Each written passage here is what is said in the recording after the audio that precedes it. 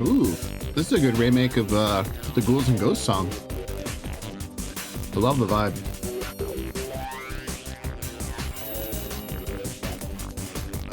Opening up my root beer, taking a drink real quick.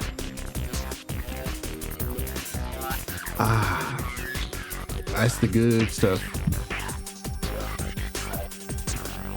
All right. Hello, everybody.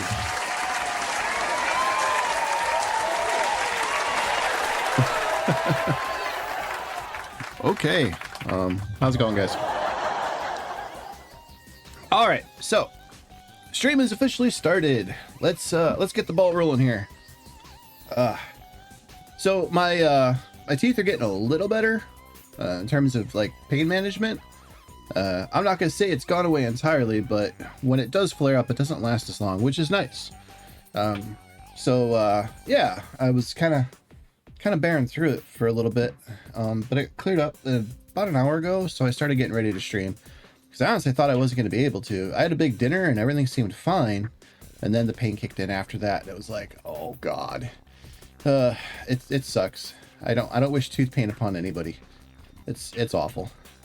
But that said, we are good to go now. So hooray! Hello, everybody. You know, is it really lurking if my chat just immediately blares in all caps that you're lurking? I mean, just saying. Just saying. I feel like I should do something about that. It's like, attention everybody! Dark Nova VT is now lurking. Nobody pay attention. He's lurking. Shh. Oh man, sorry. That's from not Stream Elements. It's actually from something else that I have. I don't know.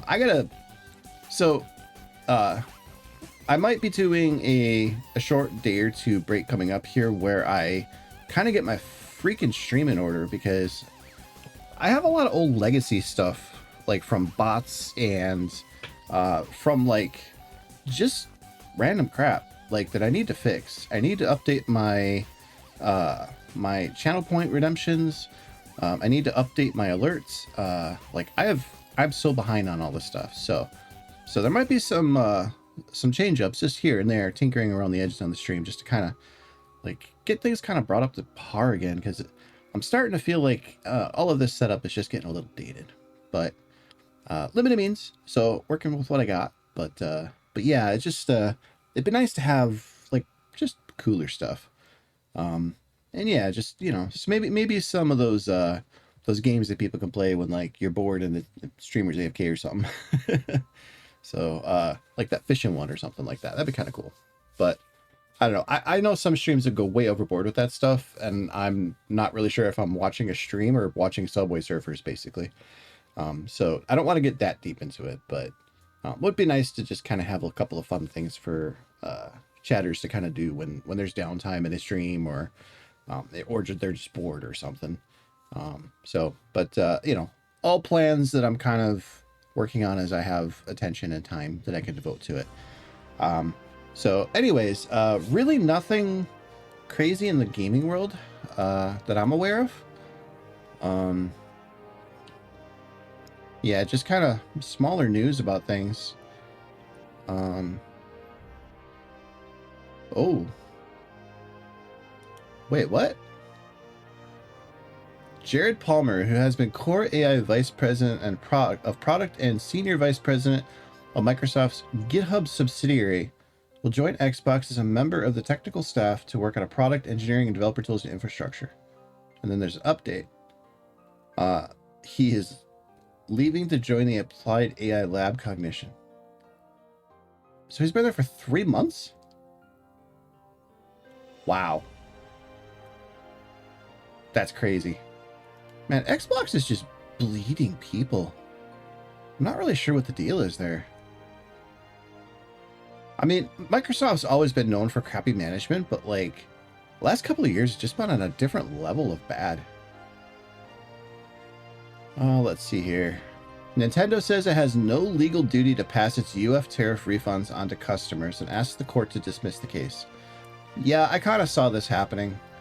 I don't know if plaintiffs will ever get their money on this, and I'm of two minds about this. Like, yes, consumers have had to pay more because of tariffs, but Nintendo is not the one who raised the prices per se. Like, yes, every company raises their prices, but like, I don't feel Nintendo would have raised their prices had tariffs not been an issue. You know, and then on top of that, you have all the RAM stuff, but that's a separate lawsuit that's happening right now. If you ever want information on like how bad the RAM crisis is, Gamers Nexus has been doing amazing deep dives into that, and kind of breaking it down in a way that's like, it's a bit dry, but it's very understandable for people. So yeah, they've kind of been branching out into like news and information as you know, as opposed to just like tech reviews. It's still a tech focused channel, but they're moving more like an educational and informational route to kind of like help make you understand why things are so crappy, and how they can get better. And yeah, so they just did a video about how there's a new lawsuit against the big three, SK Hynix, Micron, and Samsung, as basically colluding as like a cartel, which they've already been busted for once by the Department of Justice back in like 2001. So this new lawsuit is basically going after them for doing it again, because let's be honest, they're probably making, I think there's some quotes from some of the companies that they're actually making more money from like standard consumer computer RAM now than they are from the AI RAM that they dumped computer RAM, like they stopped making, so they can make that instead. Explain that. Math. So yeah, I don't think Nintendo is going to pay a penny in these, and I think this lawsuit's going to get dismissed. But I do think consumers are getting hosed both ways, you know, both with companies raising prices and from these stupid fucking tariffs. But on the other hand, at least in America, that's what a lot of people voted for, because why would you ever want to pick up an economics book and learn how all that works? Let's see here. Disgaea corrector, or Disgaea, sorry, corrector, creator says PlayStation should get rid of the hardware if it abandons physical games. Damn. If they're going as far as eliminating physical packages, they may as well eliminate the hardware too. A television would be enough. Why would you need the console? If you're going to get rid of physical games, you may as well go all the way. Yeah, you know, like, so I've thought about making a video on this a little bit in a different way than people are kind of been screaming about physical games, because this dovetails into the problem with the next generation of console gaming, and you're already seeing it now with like the Steam machine being like $1,000, and like how the Steam Deck skyrocketed in price, and just tech has just been moving more and more up the market lately. And yeah, some of that's just the stupid crap like AI and all that, but like there's a genuine issue with the market right now in terms of like it's plateaued, at least for gaming. You know, like, yes, games have improved, but the level of work it takes to get to those improvements is exponentially more difficult and time consuming and expensive than it was even 10 years ago. And you can make the argument that honestly, graphics, at least at the moment, are kind of good enough. You don't really need super hyper advanced realistic graphics right now. You know, you can kind of create almost anything. I know there's still some limitations, and games could always look better, have better frame rates and resolutions and all that kind of stuff, but at least in terms of like a creator being able to apply a vision, I feel like right now technology is good enough for that.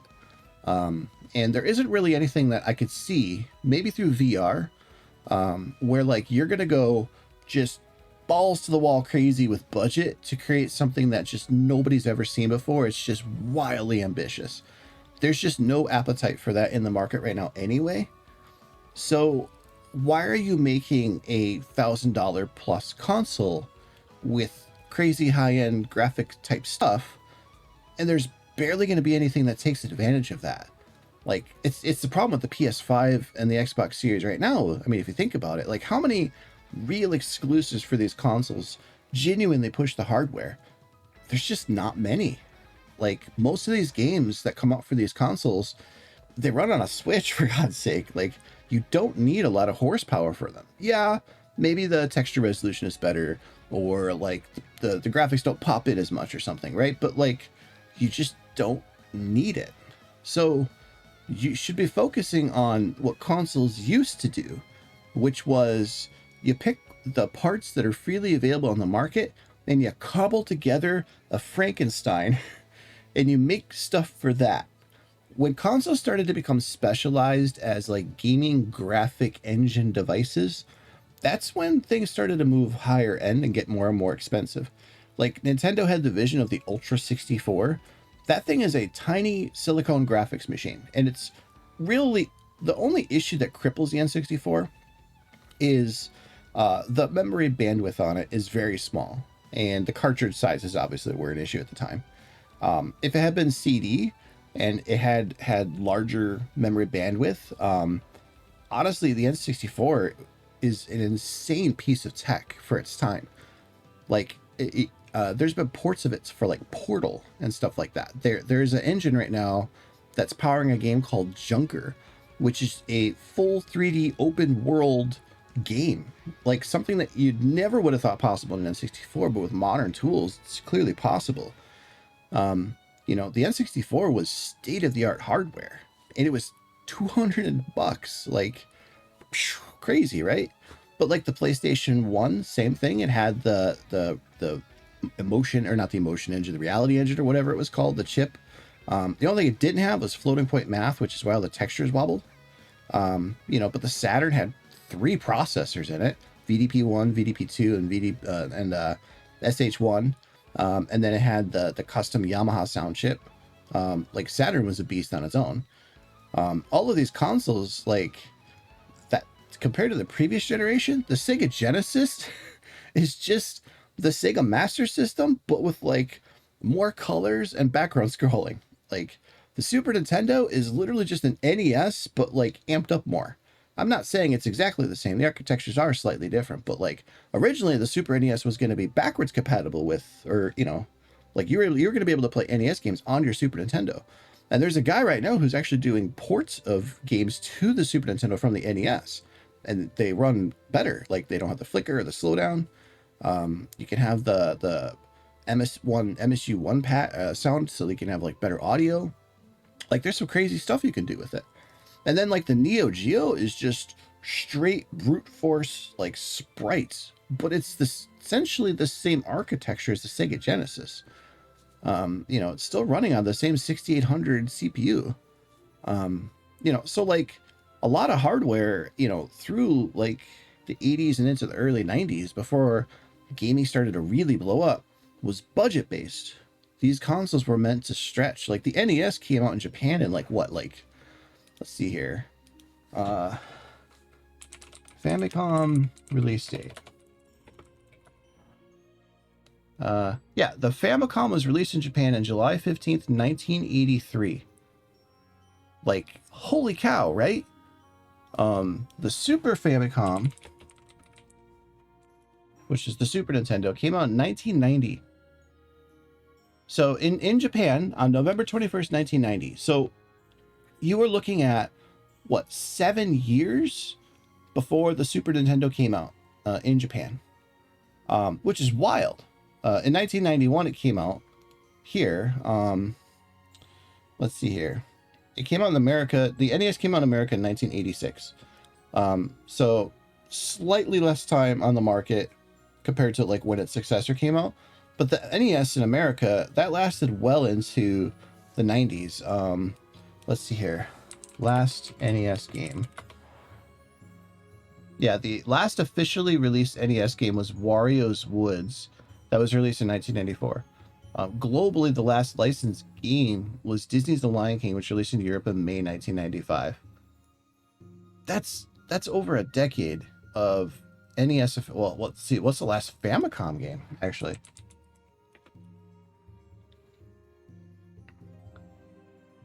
The final officially licensed game released for the Japanese family computer, the Famicom, was Takahashi Meijin no Boken Jima 7, known in the West as Master Takahashi's Adventure Island 4.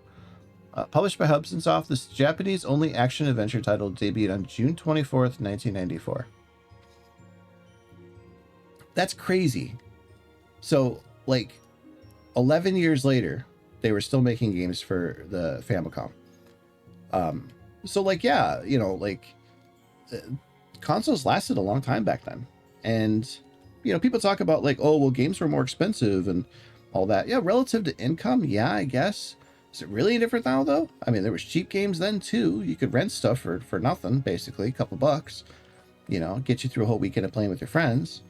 You know, gaming was just as disposable then as it is now. Nothing's really changed. But the big thing that has changed is consoles have become more of a luxury product. And, like, the industry has moved more luxury. Like, Grand Theft Auto coming out, and, you know, let's be honest, the real version of the game is $100. There's 2 versions. One of them doesn't give you parts of the game unless you pay for it. In that case, yeah, it's Come on, it's $100. Even the cheaper priced version is still like $80. It's $100 game. So for your $600 PlayStation 5 and your $100 video game, so like that's $700 in just to play one game. And for some people that might be worth it, but for a lot of parents, that's pricey. Like you wonder why the market is dominated with Fortnite and Minecraft and all this, because they're free. Parents could just hand their old computer or tablet or phone to these kids, and these kids don't beg them for games. They beg them for Roblox money or Fortnite bucks or whatever, sure. But like they don't beg their kids much for console stuff anymore. And that's because a lot of console stuff has moved out of the reach of kids. They don't get cheaper anymore. The games don't get cheaper. I mean, Nintendo's a problem in this too. Nintendo used to have the Nintendo Selects line, which was when their game had been out for a while, they knocked it down to like $20. They don't do that anymore. The lowest a Nintendo game ever gets now, on average, is like $40, even during like Black Friday or something like that. That's a problem, because it means that if a parent buys a Switch, they have to buy, because their kid's going to want to buy Pokemon, they're going to want to buy Mario. Like, yes, this increases the bottom line for Nintendo, like they make more money, but it hurts market penetration. And that's a huge issue. Sony has the same problem. Astrobot is the problem. Like, people don't think about this, but like, yes, the Sad Dad games like God of War and Last of Us and all that, they make millions of dollars, sure. The new God of War games coming out looks really cool, don't get me wrong, but you need kids to be in your ecosystem because they're the next generation of buyers. If you don't get people into your ecosystem when they're younger, it's a lot harder to get them when they're older, because people develop their buying habits and their brand recognition and all of that stuff when they're younger. Like, there's a reason why there's so many older people. Like, I'm in my 40s now, and like, yeah, I grew up with Nintendo and I grew up with Sega. Sega hasn't made a console in over 20 years. I'm still a Sega fan. And that's because of the fact that, like, when I was a kid, I had a Sega Genesis. I had a Sega Game Gear, and it was cool. I would argue on the playground with my friends that the Genesis version was better than the Super Nintendo version, or the Super Nintendo version was better than the Genesis version, or whatever, right? And then there'd be the one rich kid with the Neo Geo or some shit. When I had a Game Boy, and I would trade Game Boy games with my friends, so that, because they had Game Boys too. Or we'd pair up and we'd play games together. I mean, that was Pokemon. Pokemon's whole thing was the cartoon, yeah, but it was also kids bringing their Game Boy to school and trading games, like not trading games, but like trading Pokemon with each other.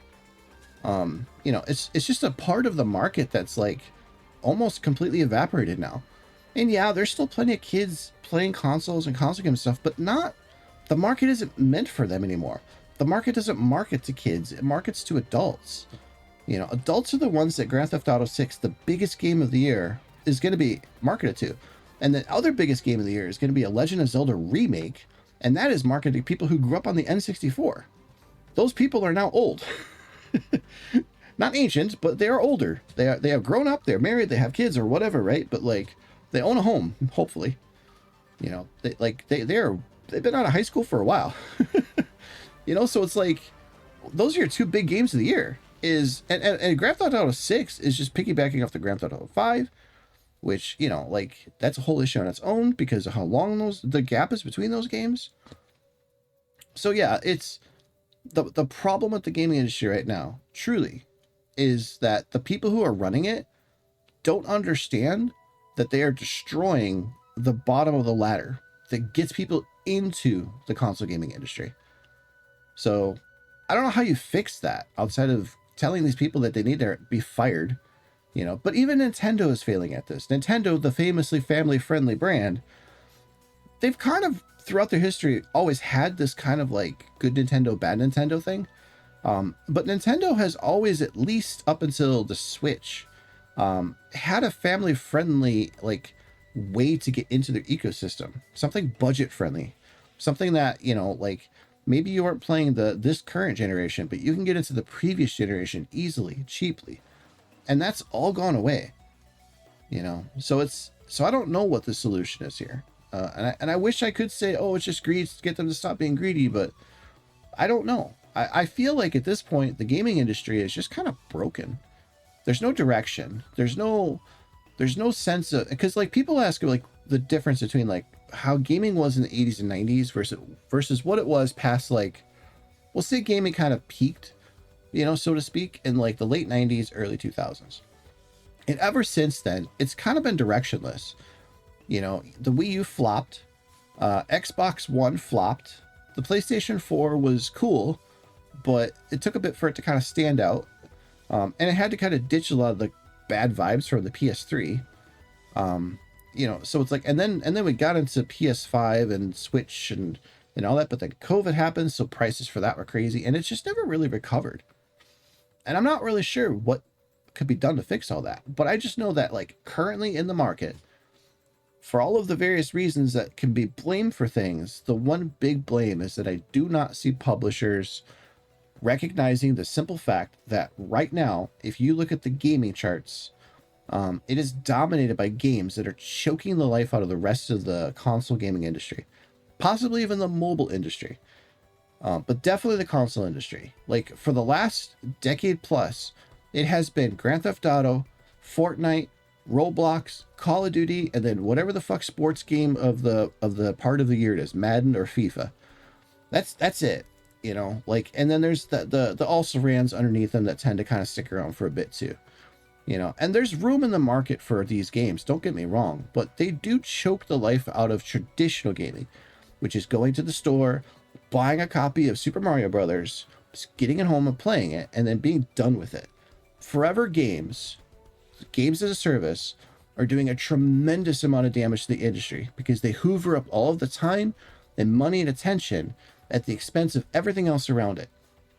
And this is a problem with multiple industries right now. There's too much shit consuming people's time. Like, you're not, when you're a video game company, you're not just competing with other gaming companies, you're also competing with TikTok and YouTube Shorts and whatever the fuck happens on Netflix and all that stuff, right? Like, there's too much shit happening because we can dump out content so quickly now that there's just like, you're almost being buried in it. So I don't know, but strictly from like an old school gamer perspective, like the market that I grew up with, this is it. When Sony announced they're done with physical games, that was it. Like, you're done. Like, there's no more. Nintendo will follow suit because now there's Xbox is on its way out of the market anyway. Like, that's it.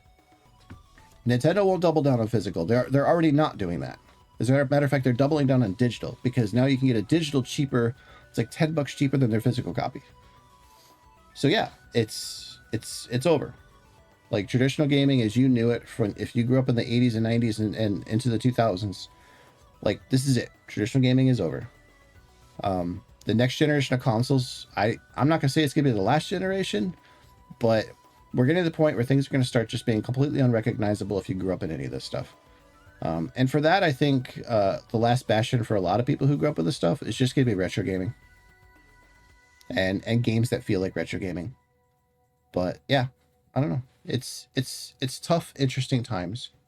And I don't know. I don't know what solution you could really give. But I will say that the entire point of a console, back then especially, but now for sure, was to provide a cheap entry to gaming for people, and it no longer fulfills that. So I don't know. I don't know. I mean, maybe it's a good thing that console gaming and all that's moving up market, but I don't feel like it is. So I don't know. Because I for one am not buying, if these consoles come out and they're as much as like, a PS5 Pro or whatever, like if they're going to be $600-700, I'm not touching them. I'm done with that shit. I paid a lot for my PS5 Pro, but that was on the understanding that it's going to hopefully like eke me out for a while until the PS6 gets a little cheaper. And I don't see that happening anymore. So yeah, I'm just I'm done with consoles because it's just too expensive. And I think a lot of people are feeling like that. On PC, games are cheap. And what I can't get cheap, I can just pirate. You know, console gaming, I can't do that anymore.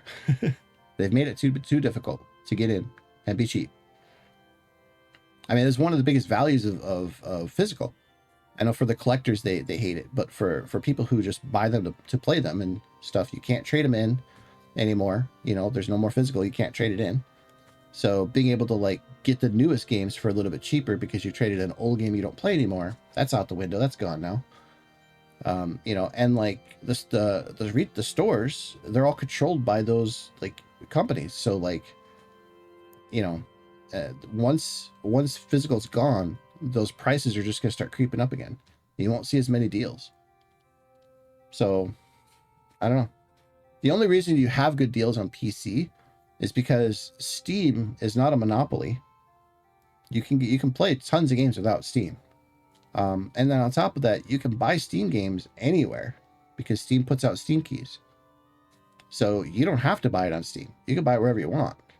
There's tons of options for Steam games. So, you know, not only do you're not required to play on Steam, you're also not required to buy it on Steam. And those two things keep Steam from going over the edge of being like a monopoly. It's what Epic wants, they'll never get, but that's what they really desired. And that's what all those launchers on the PC desired. And if you've noticed, none of them have been able to fulfill that promise, and they've slowly but surely been like, just going, fuck it, Steam.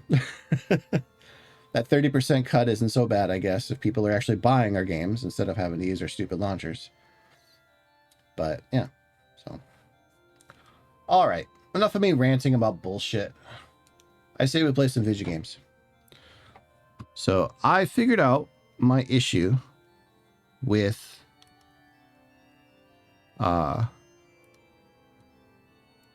my display lighting, and that is I had forgotten how to do it. So on that note,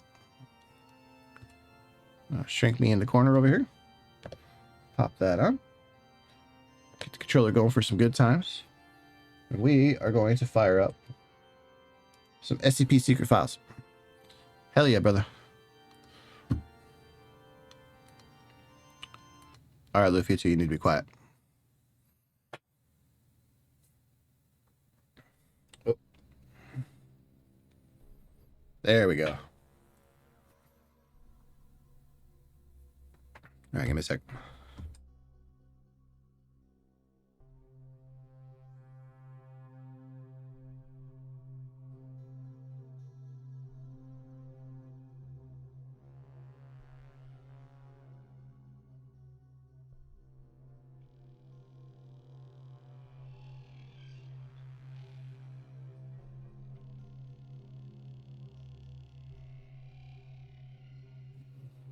All right. Let's continue. Shall we? I can shrink a little bit, I think. Yeah, we'll do that.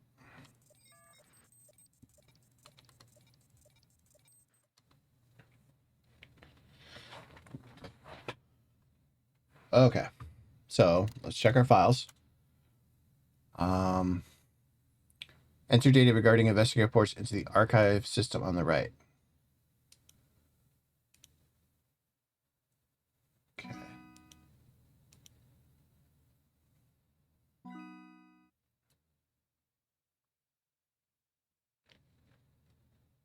Ugh. Object is an irregular clay pot with a height of 23 centimeters and a diameter of 28 centimeters. But do not be fooled by its appearance. It is an organism, a womb. Yes, an earthen womb. SCP-660 may be safely stored in a standard safe deposit box, provided its mouth remains covered with an inner perspex disc and sealed with tamper-proof tape. Okay. What am I missing? Oh, I'm not reading all that.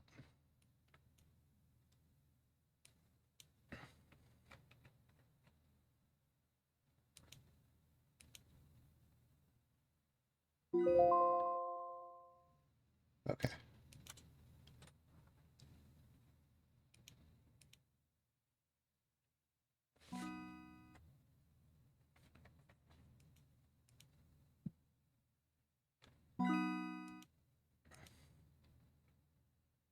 Alright, so these are various SCPs.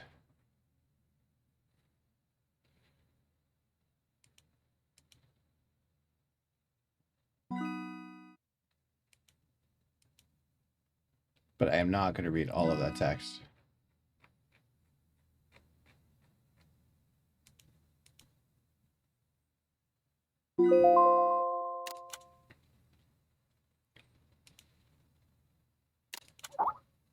Alright. 5 minutes to 4 o'clock. Just about ready. Gent, you're not coming? Nah. Doesn't suit me.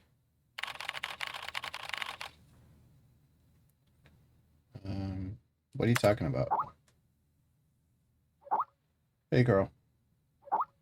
We're going to attend the monthly lecture. Monthly lecture?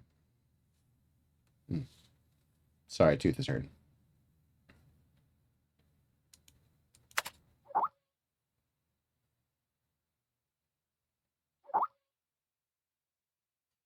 Each month, the Foundation invites someone famous to hold a lecture, share new knowledge and insights pertaining to SCP.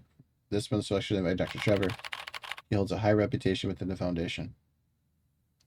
Count me in.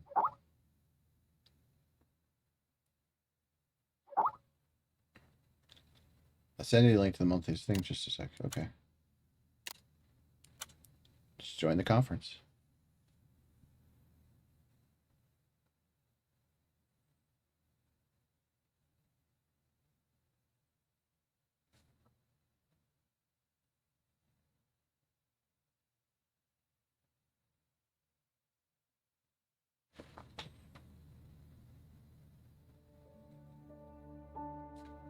There are many stories in this world.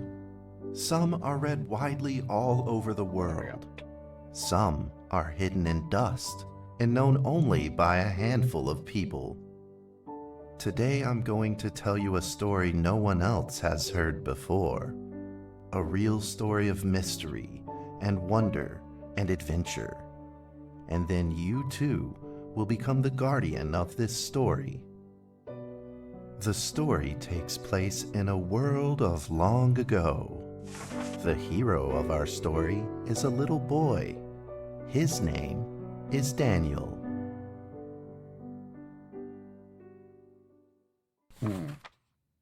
One day, out of nowhere, Daniel got a serious case of chickenpox. It made him look like a strawberry. To make sure he didn't spread it to others, Mrs. Page, the principal, had him isolate in an attic. And so, in the attic he lived, all on his own. Mr. Daniel, while up here in this attic, you'll have plenty of time to practice your penny whistle. I hope you practice well and prepare for next month's art festival. But Mrs. Page, the melody is so difficult. Don't give up, boy. You don't give up before you fight.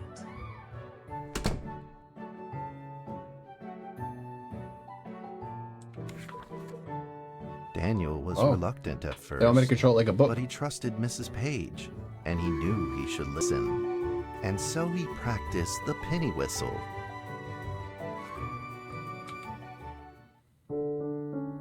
Oh my god.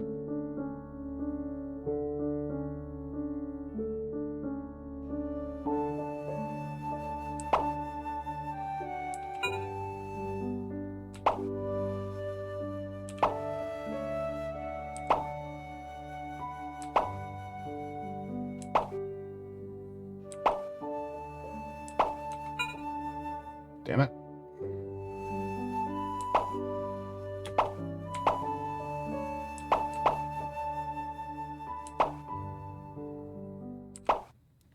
It's all DDR on me there. Suddenly, he heard some strange noises in the corner of the attic. Pia Pia. Huh? Who's there? Daniel decided to go over and take I a love the look. art. It's really pretty.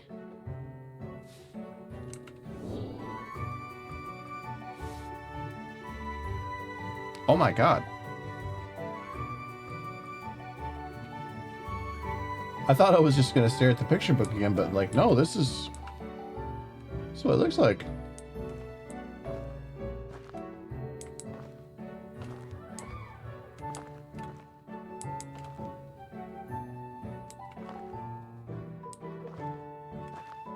It's a cool little room he's in.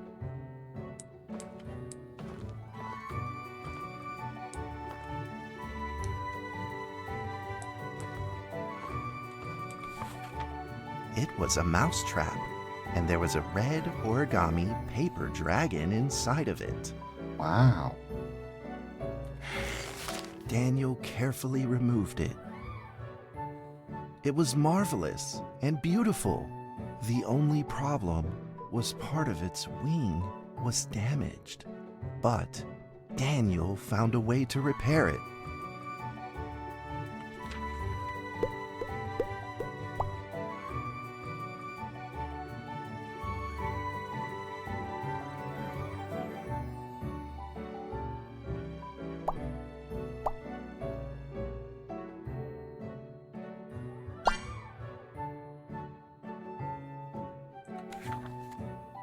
Daniel held the repaired paper dragon high up in the air, imagining that it soared over all the world below.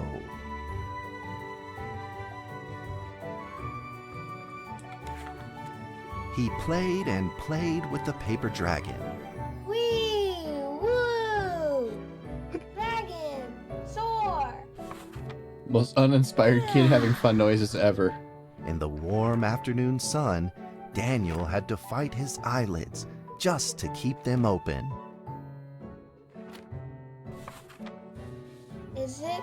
Could it be? I think they used an actual Or is kid for this. all just a dream? The next day, with boredom and loneliness weighing him down, he began to fiddle with the old radio.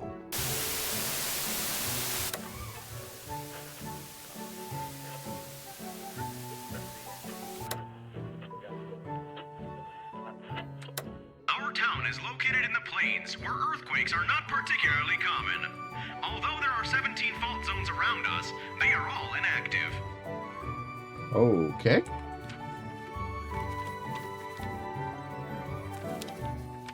A scrunched up ball of paper rolled over to his feet. Where did this paper ball come from? Just as Daniel went to pick it up, the ball suddenly came to life, and it rolled away. Daniel chased after it. Okay. Oh, I gotta chase after the ball now. Damn, bro.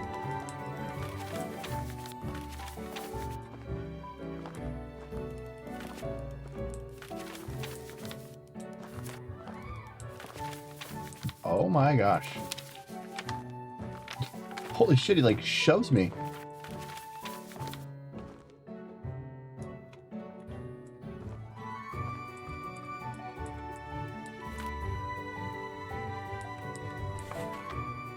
Just as he was about to seize the rolling Okay. paper ball, suddenly, terrible sparks erupted from it.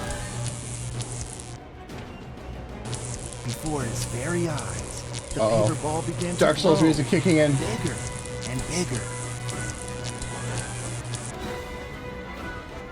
At that moment, a red figure suddenly appeared. The red figure quickly subdued the paper ball and threw it into a cardboard box. Daniel studied the red figure carefully. It had a sticker on its fluttering wing. Aw. It was the paper dragon. I wasn't dreaming. Thank you for saving me. Daniel was grateful and very happy. He walked closer to the paper dragon, but the paper dragon seemed timid and afraid and backed away. Just then, Daniel had an idea. He took out his penny whistle and slowly played a tune. Oh no. Dark Souls again.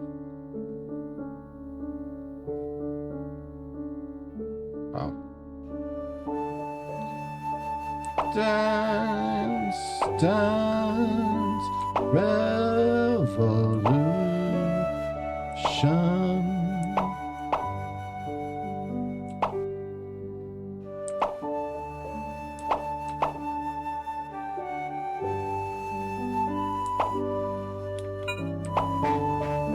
Ah.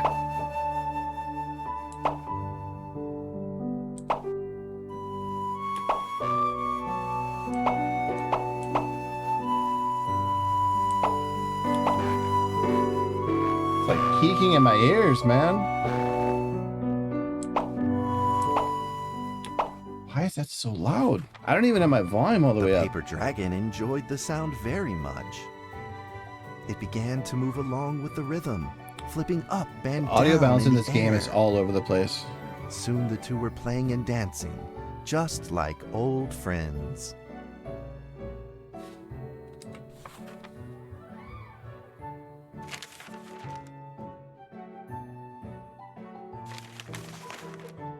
The paper dragon traced out a beautiful arc in the air, communicating with Daniel in a unique way.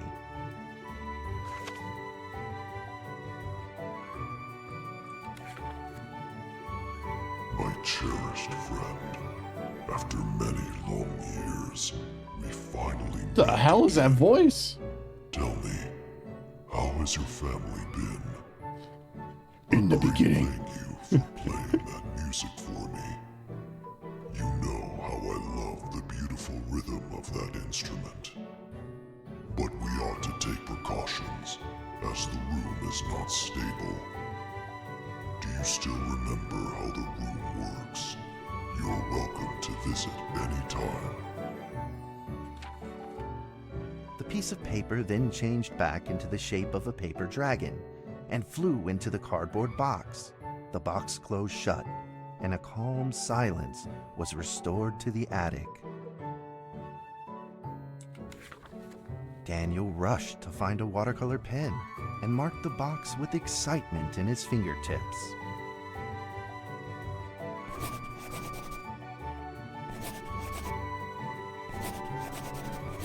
Here be dragons.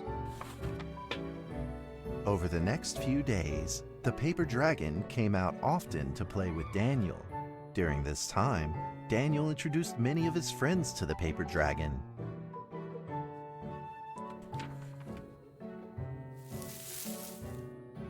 That cat's name is Mrs. Carter. Ever since I secretly fed her some fish for dinner, we've been good friends. That's Duke, Mrs. Jessica's I feel like I'm playing a pet. completely different game at this He point. doesn't like rainy days or Mrs. Carter. Dog's just pissing. Only smoked sausages for his taste. See, I do that in public. I get a And citation. now, we are friends too. My name is Daniel. What's your name? The paper dragon flapped its wings, as if it didn't understand him. Well, since you like the sound of the penny whistle so much, why don't I just call you Penny? I'll keep practicing to make it sound better. Daniel and Penny then played baseball together in the attic. Let's play cat. Catch.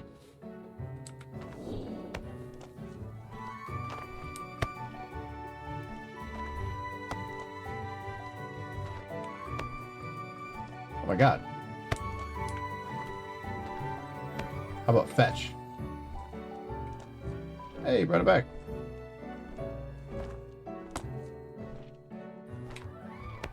Oh, he caught it. But just as they were in the middle of enjoying I was trying to make it break themselves, the window. a violent shaking suddenly rose from the ground. Oh, there he goes. The stubborn earthquake is back at it, folks, and it seems even stronger than last time. At this moment, the box suddenly shot open, and thick clouds of smoke billowed out, followed by several paper balls.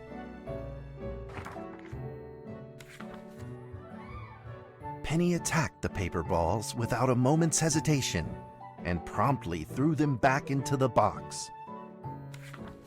Penny then flew around in front of Daniel and rushed right back into the box. As the box closed, the earthquake stopped.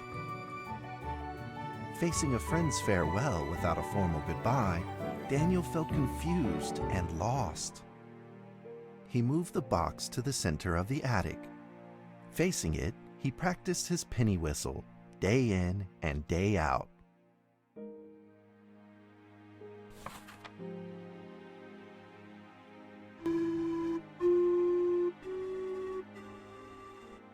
As the days went by, Daniel's playing became smoother.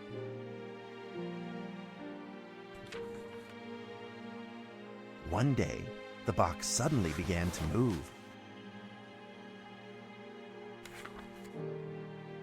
Huh? 1, 2, 3, 4. This time there were 4 paper dragons. Wow. But they weren't alone. Enemies began to jump out of the box too. Earthquake! Another earthquake! This time it's reached a magnitude of 5.8! In that small attic, the 4 paper dragons fought fiercely against the paper balls. This time, the paper balls used new tactics. They clumped together into a single monstrous ball of paper. It began to shoot strong bursts of electric sparks at the paper dragons as they flew through the air. As they were hit, the paper dragons fell from the air, one after the other. Burning alive? Seeing the injured paper dragons, Daniel felt very distressed and anxious. Just then, one of the paper dragons painfully started to fly and gathered the remainder of its power. The paper dragon transformed into a great beam of light and dove straight down to pierce through the monstrous paper ball. And then came another paper dragon.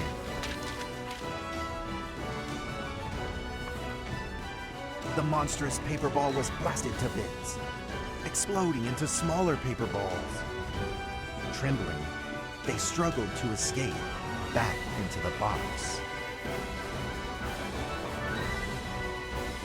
The sacrificed paper dragons were reduced to swirling shreds of paper, and a silence pervaded. Peace and tranquility were restored once again to the attic. Daniel saw the remaining 2 paper dragons lying on the floor, badly wounded. He rushed to grab some stickers and treated them at once. I thought he said Snickers.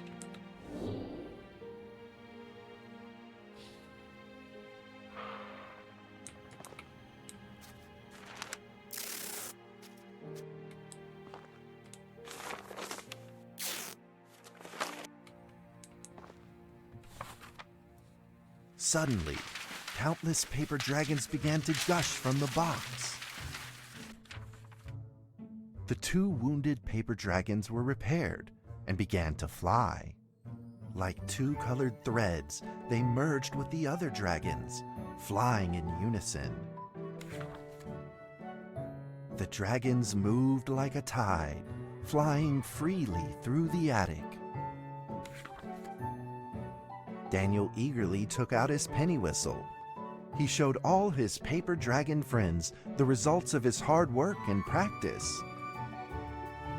Oh no. Time for Flute Hero.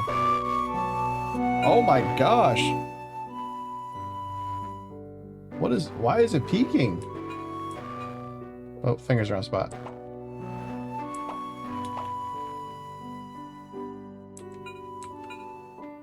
Oops. Oh, it's gonna make me do it again.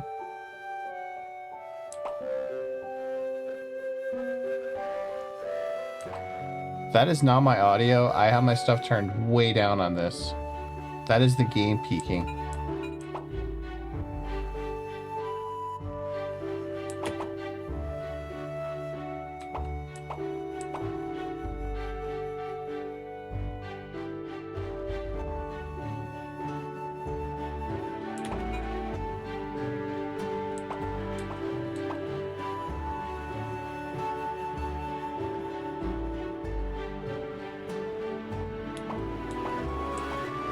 honestly kind of ruining the moment.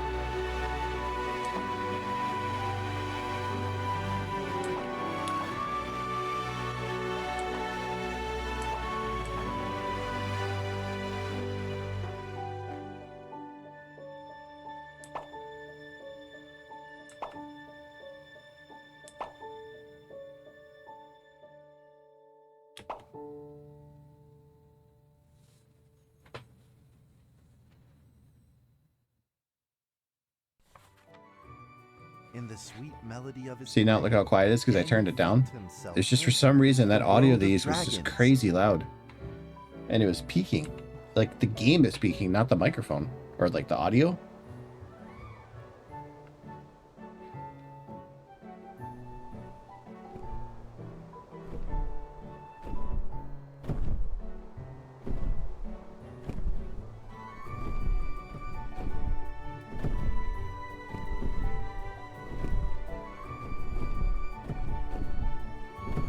They were actual dragons all along.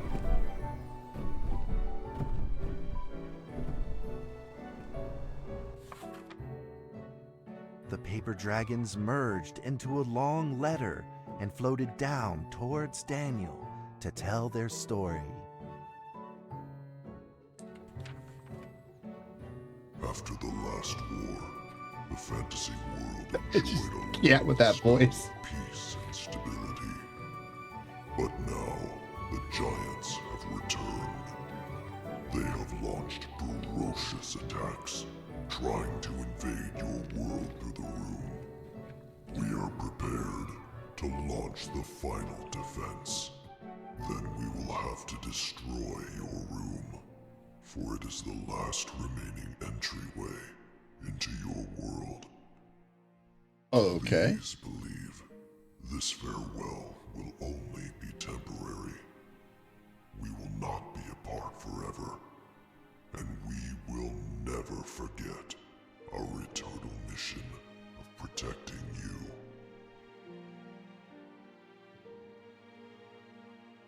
Aw. At that moment, the paper dragons flew back into the box. Daniel still couldn't fully understand what the paper dragons had meant, but he had a vague feeling in his heart that he may never see his new friends again. A few days later, Daniel's chickenpox had fully recovered. He could now play the penny whistle very, very well. But the paper dragons never returned.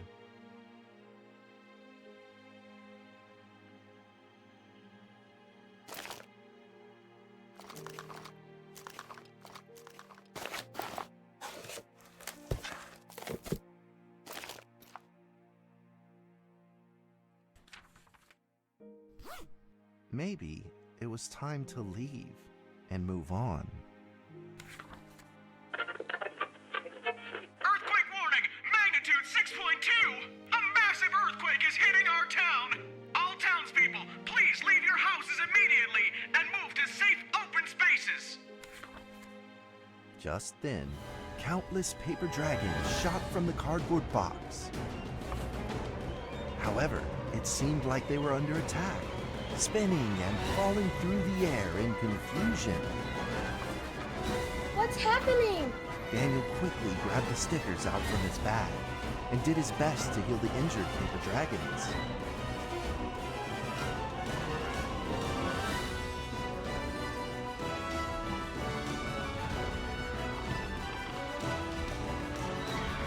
Oh.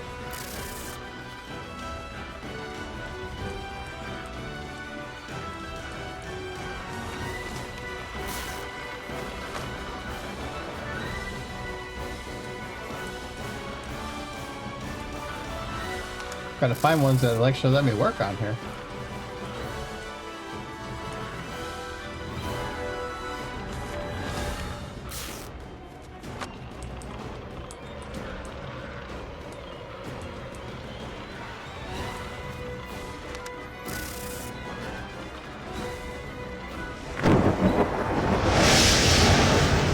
Whoa! That's a lot of balls. The paper balls swarmed together and pushed Daniel away, subduing him firmly in the corner. He couldn't move. Suddenly, ominous clouds rose from the box, and a violent lightning flashed through the room. The figure of a giant slowly emerged from the thick clouds, and the entire attic became overwhelmed with its evil aura. The earthquake is growing stronger, now with a magnitude of 7.1. Heaven almighty, are we doomed? The giant unleashed its power maniacally. The paper dragon struggled against it, with no means of fighting back. At this critical moment, two paper dragons shined brilliantly. Together, they heroically crashed their bodies into the giant. Daniel thought the giant had been defeated by the paper dragons, but soon he found that things would probably not be so simple. The giant's figure could still be seen in the thick smoke, looking evil and terrible. The attacks of the paper dragons had had no effect, and the giant had only grown stronger. It fought back with a new ferocity. The paper dragons were simply no match for it. The earthquake is going stronger still! The greatest disaster this town has seen in over 100 years! My heavens! Will this nightmare ever end? Again, he's able to keep the broadcast going. The guy's a champ. With the paper dragons now all but defeated, Daniel spotted a frail figure in the distance. It was Penny. It flew gently in front of Daniel and affectionately rubbed its head against his fingers, Aw. as if this whole crisis had never happened. Daniel felt like Penny was trying to tell him something, but he didn't quite understand what. Saying goodbye. Penny then left Daniel and soared into the air with a determination in its wings. Suddenly, the other paper dragons seemed to be summoned.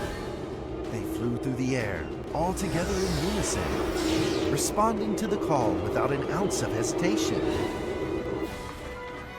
At that moment, Penny turned into a great red beam and rushed fast towards the giant. The other dragons followed, shining together like a shooting star.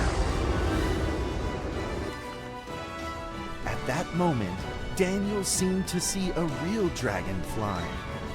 No!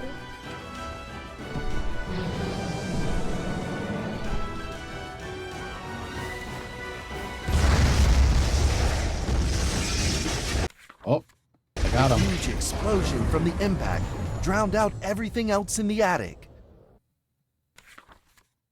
The attic rained down with countless pieces of paper, the leftover scraps of the paper dragons. Daniel wanted to collect all of the pieces. He thought he could still fix them.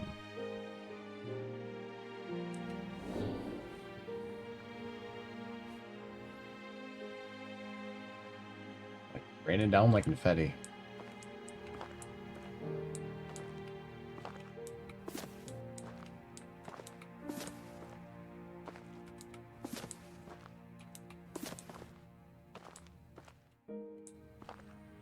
Am I missing one?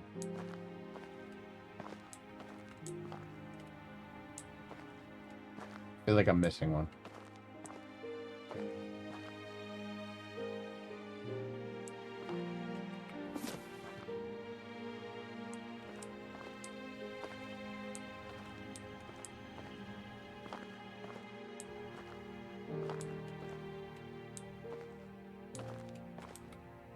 Oh, there we go.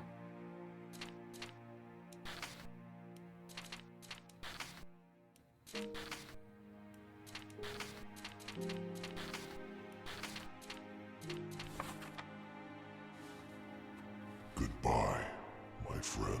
Aww. A touching story. Collected scraps and completed final message. The nightmare is over. The earthquake has stopped. With God's mercy, our town is safe. We thank you, Lord, for your protection. Dragons never get any love, do they? Shame.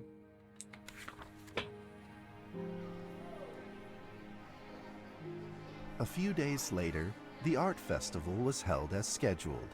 Daniel attended the show with his penny whistle. Oh god, no. No. Please don't make me play this again. And now, Oh. Daniel Trevor will perform Okay. a penny whistle solo. I will of a suffer, but I'm going to turn this down for you song guys so it's not as bad. Fly with me.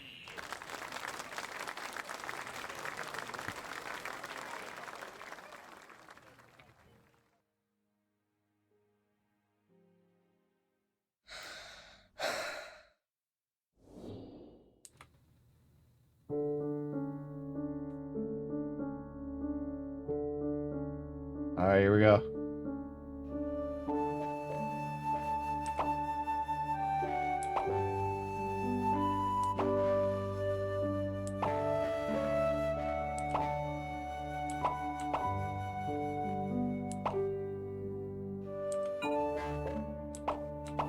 I don't know how I was missing that. You can see the button hitting the paper.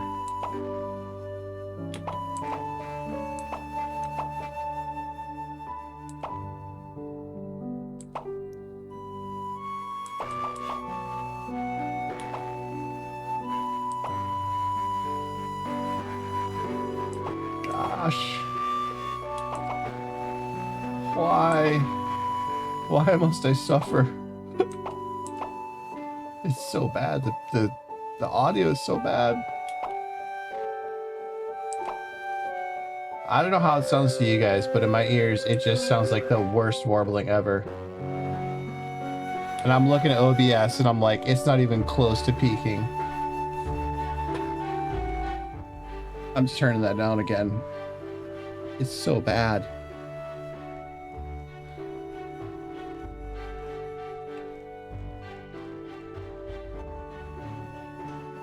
It's pretty. I really like the art for this one.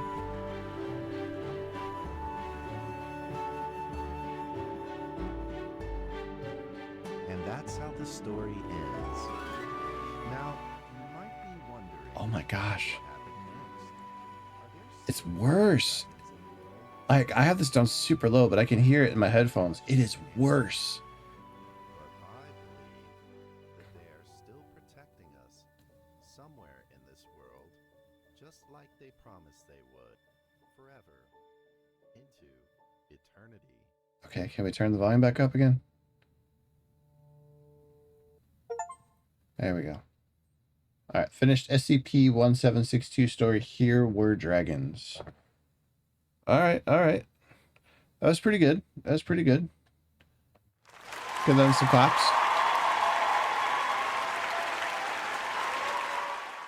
All right, let's see here. What do my friends think? Dragons, soar. Well, lovely paper dragons. I love them so much. Me too. But what happened to those cute little ones? SCP-1762 is now being contained at Reliquary Research Institute, where Dr. Daniel is the supervising director. That cardboard box has remained silent. So Daniel became an SCP agent. I thought you didn't attend the monthly lecture.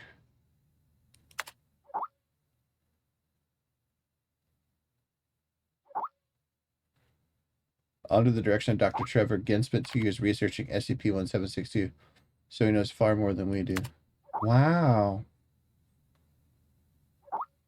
Hey, I told you that, but all that particular SCP didn't suit me. Oh, come on, Ginn.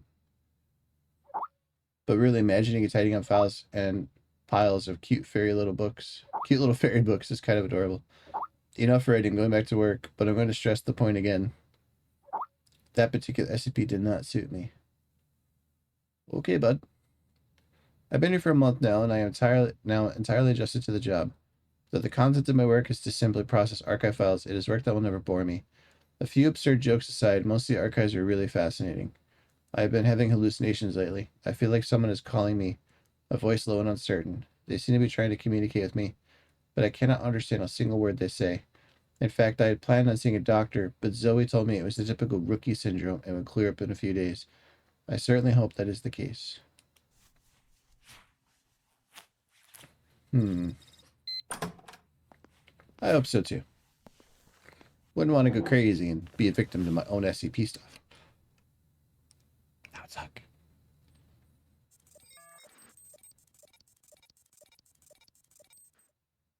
Oh, I should have read that text. Now you're going to feel incredible? Alright, let's see here. What does this one do? When a single drop of SCP-300-2 is extracted from SCP-300-1, and the drop is viewed through a standard optical microscope, an animated scene becomes visible. While no two drops is shown precisely the same scene, these scenes generally take the form of pastoral or woodland scenes consistent with that of blank.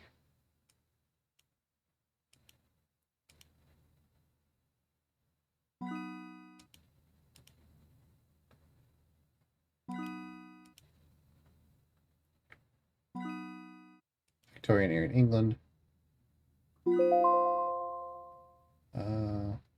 Also very modest. Okay, so it's not really that bad.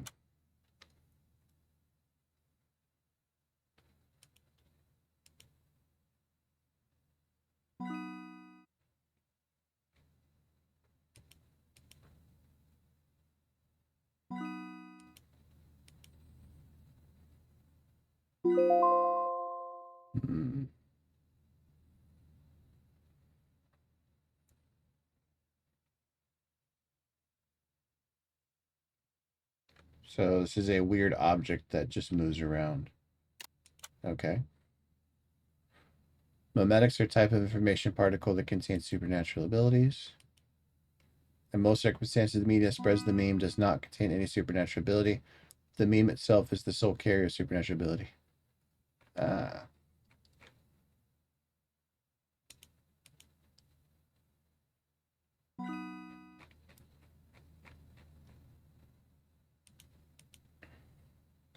The power of the meme.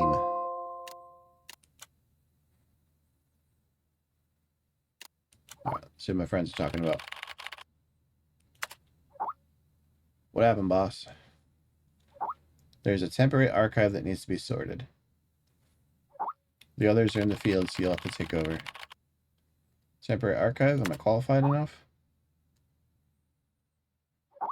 The mission is an emergency, Carl. It is beyond your current level, but your recent performance has proven you have the ability to accomplish it. Alright, you can count on me, bud. Remember, stay sane and always in awe. Alright, get to it then.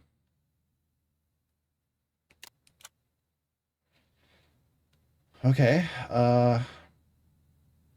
this report contains a large amount of content. Do you want to read further?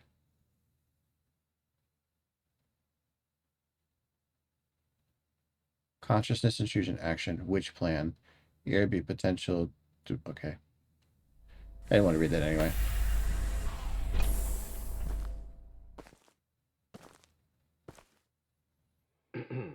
D6744.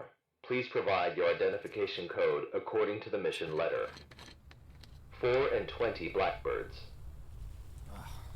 Tell me, Doc, when was the last time this rag on my head was washed? D6744. According to the 7th edition of the Security Regulation Amendment, you must first provide your identification code. Otherwise, you will be executed. Alright. 4 and 20 blackbirds baked in a pie. You're a real fan of these formalities. Everything's got to be right by the book with you. Oh, God. Fuck. Mike Donald, Consciousness Intrusion Expert, former leader of MTF UP2, codename Spider. Now, Level D personnel, number 6744. Enough with these damn formalities. Just What the hell you want me to do? D-6744, do you know about the Witch Plan? I've heard the name, that's all. The plan is under the direct command of O5. Every last So we're gonna detail deal of with the witches plan this time? is protected by the strictest confidential terms. So what? D-6744, what you're about to witness is top secret information. Oh my gosh. The hell is going on? A few hours ago, something went wrong with the Witch Plan experiment. The energy of the human anomaly, SCP-239, is out of control and has begun diffusing outward, disintegrating everything it touches. You guys seriously never cease to amaze me. SCP-239 is now a ticking time bomb. She could go off at any moment. D-6744, I need you to enter the consciousness of SCP-239 to stop this bomb from exploding. The neural key is fully charged and ready to enter the target I'm not consciousness following you. space. Just... Begin the program. Consciousness what's begins to happening? link. Start the countdown. D-6744, 5, we don't have just much time hold left. it! 3, Fuck, wait! 2, Wait, and wait! size. I'd be a little annoyed too. Just kind of dumping me right in that.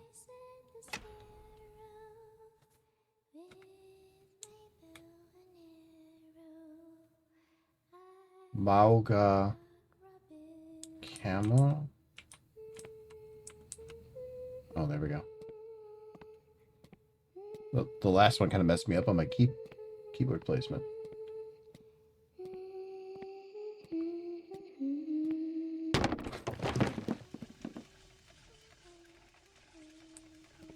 Okay. This is definitely going to be a spooky one. So I guess the last one was like a palate cleanser for the spooky shit.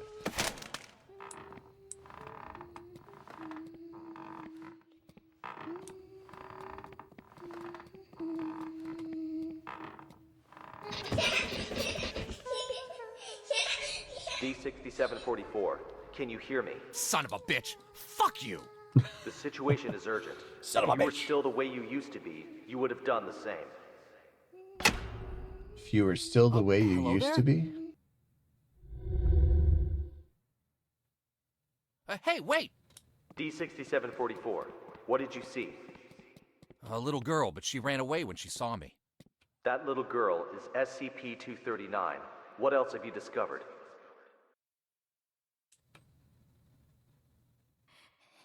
Sorry. I'm sorry. Help me. The girl's consciousness is severely damaged. That probably explains her total loss of energy control. Then how should we proceed?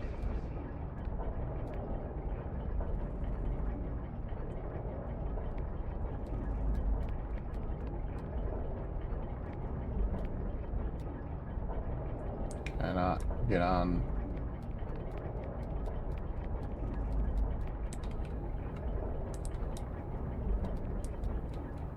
Won't let me jump down.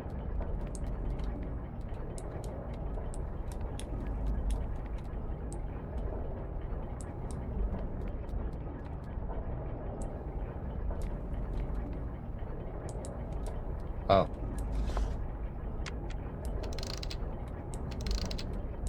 I'll have to enter her preconscious. If there's a solution to this, it's gonna be in there. Good. D-6744, you really are the right person for this mission. D-6744, I must remind you, SCP-239 is no ordinary girl. She is uniquely dangerous. Do not forget. Yeah, I got it. I'm dangerous too, don't forget.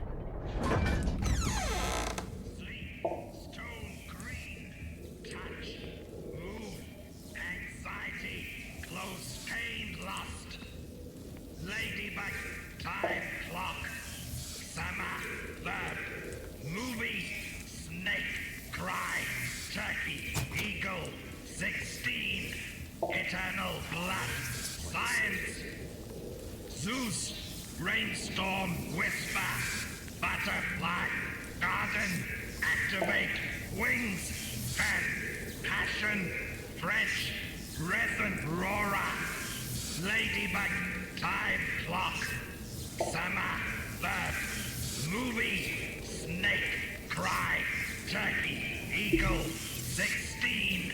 Introduction.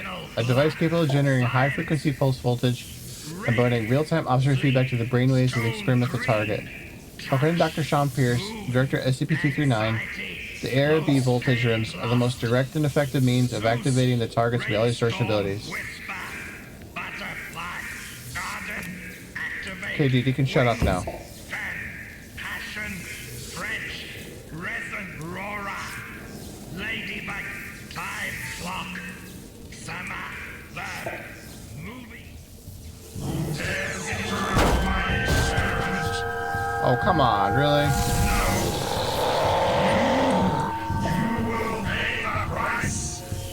Holy mother of...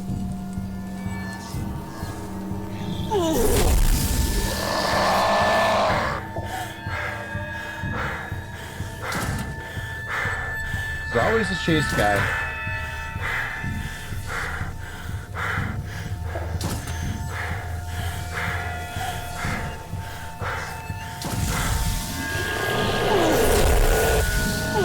Why is there two of them?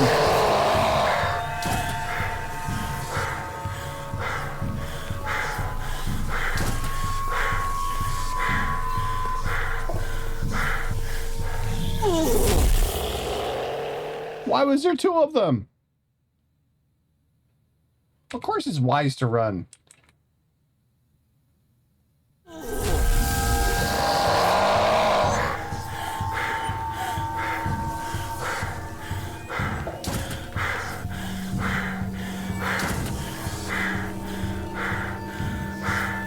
Okay, I think the signs point to where to go.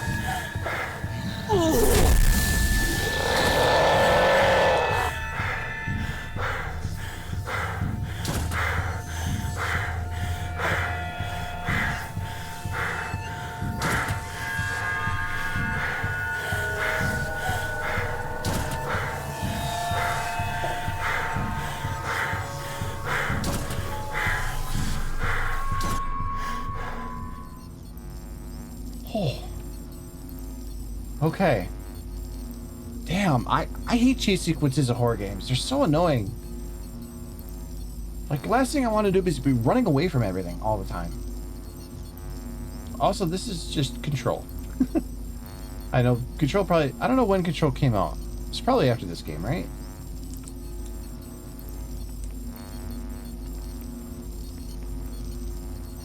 Alright, let's look around a little bit before we go anywhere.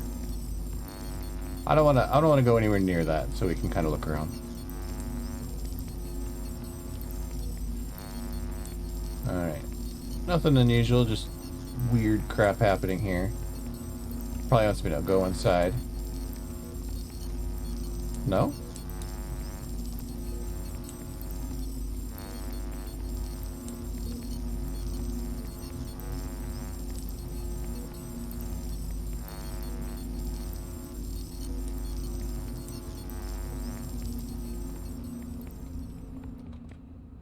Requires employee ID card.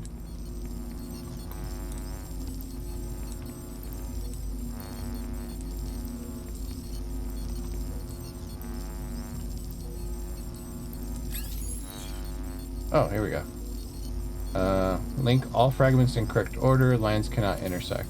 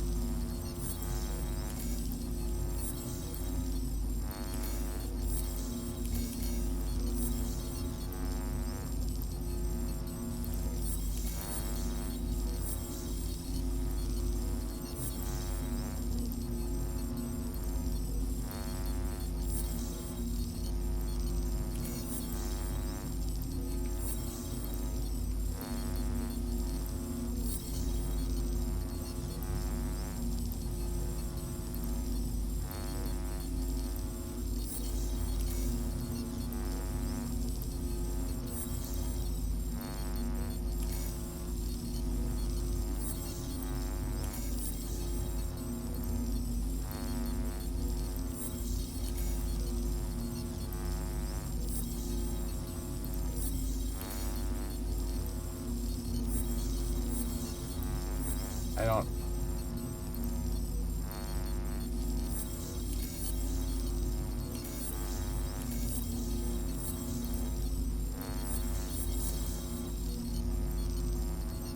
I don't understand what correct order means.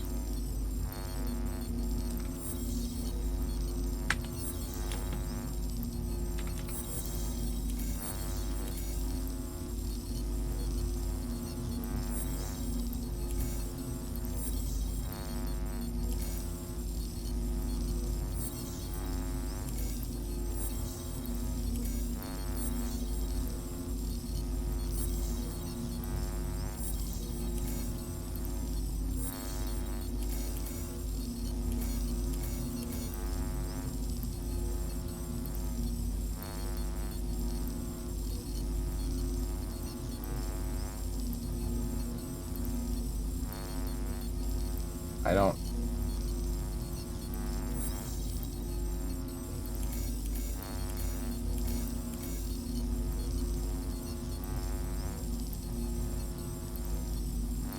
Is that not how that works?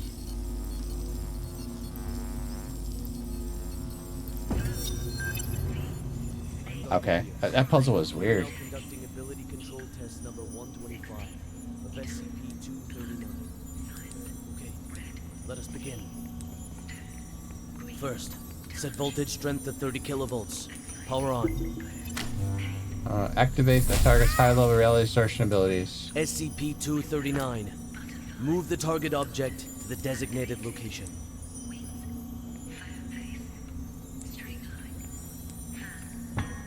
Ability control test number 125 has failed.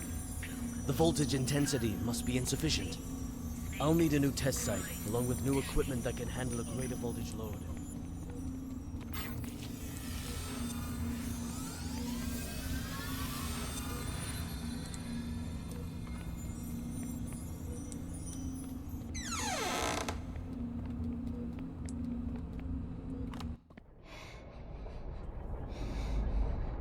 So tired. Tired. Sleep. Let me sleep. Just a while. Aw.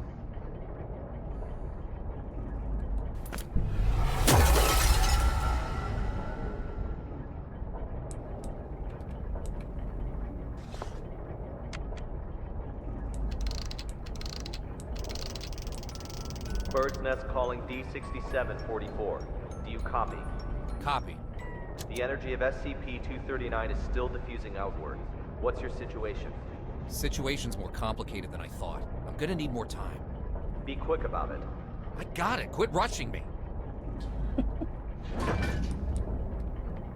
I don't have the time.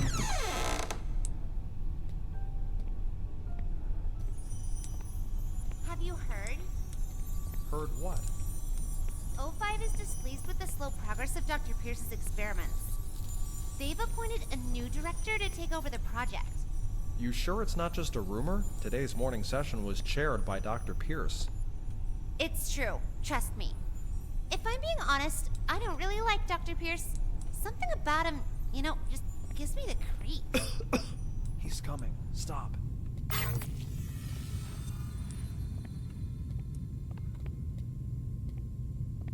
She is way too Valley Girl for what's going on right now.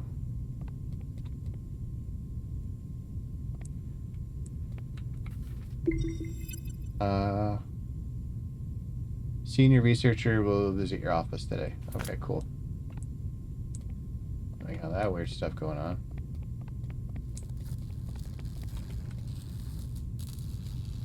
This just screams the big electric guy's gonna jump out and run after you here in a sec.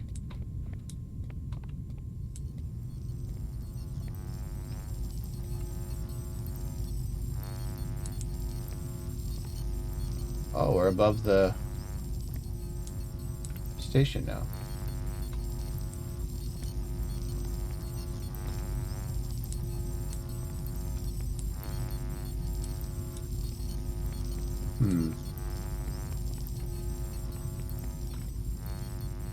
Requires employee ID card. Link all fragments in correct order. Lines cannot intersect. Fragments can only be linked. Are you kidding me?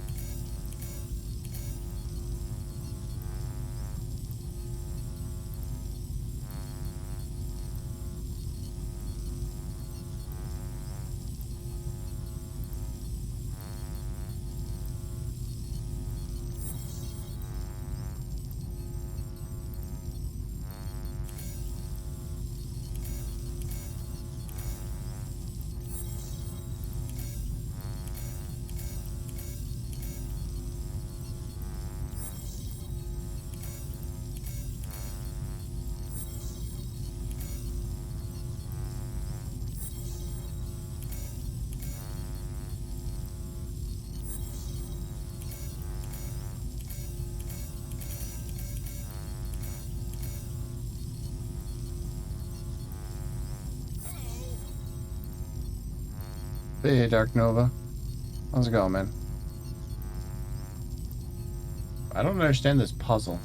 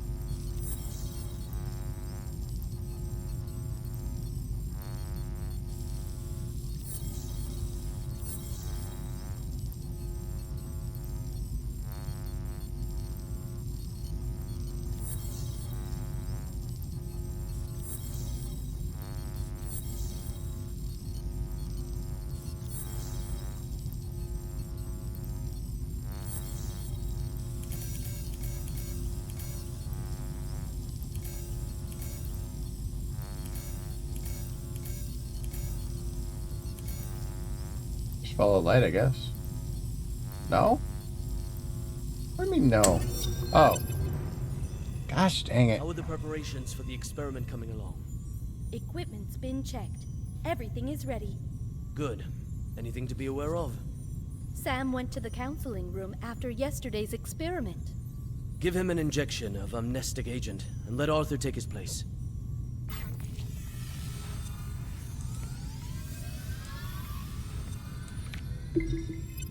Okay, so we got the ID card. Oh, what's this? A group photo of Team Black Honey Badger. I saw them at the other facility, too.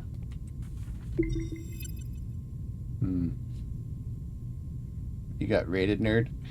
Get raided, nerd. Thanks for the follow. Appreciate that, Kylos. To say that I'm displeased with the experiment results be a gross understatement. Each day we seem to step on the critical point of success only to never cross the line. It is a never-ending cycle of anger, frustration, exasperation, and excitement. 1,000 mixed emotions swirl within me to the point where I can no longer distinguish one from another. But to give up now is not an option. I know that much.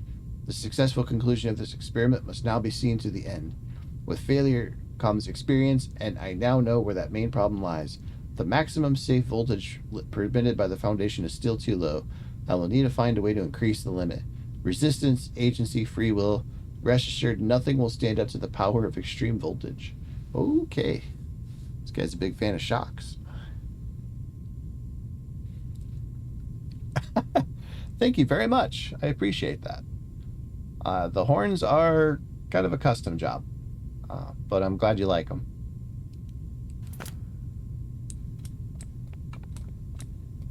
Let's see, is there anything else in the office here? Looks like that's about it.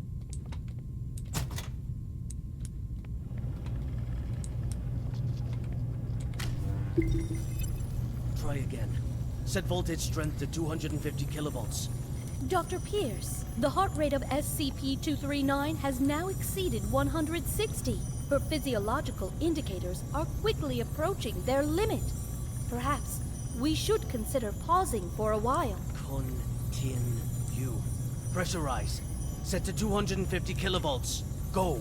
Now. SCP-239. Pay close attention to my instructions. Crush that car in front of you. Oh my god.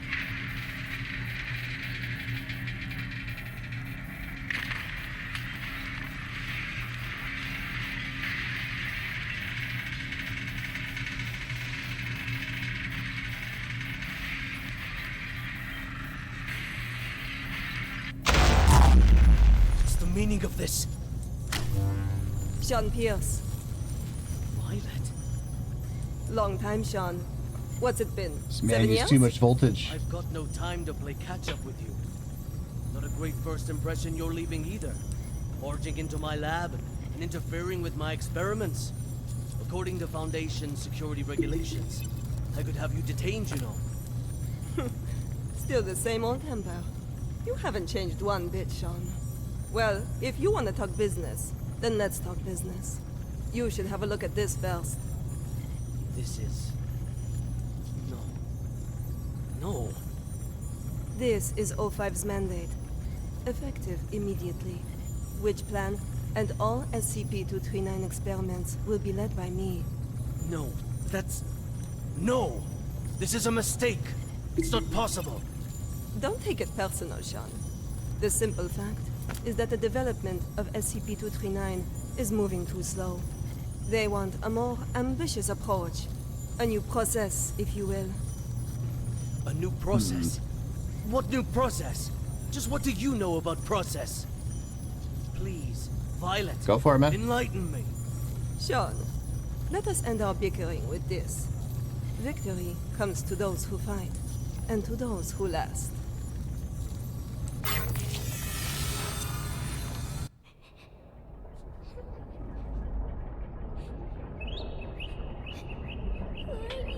Okay, looks like we got the next item here.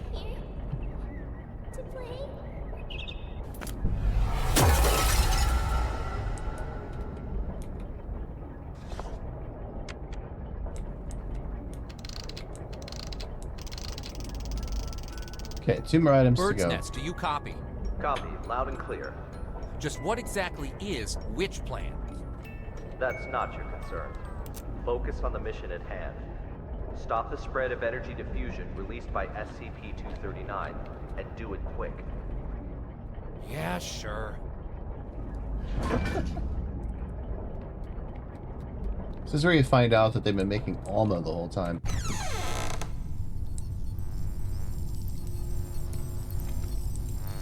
Oh, we're on the other side now. Oh my gosh. They had her living like that? That's effed up, man.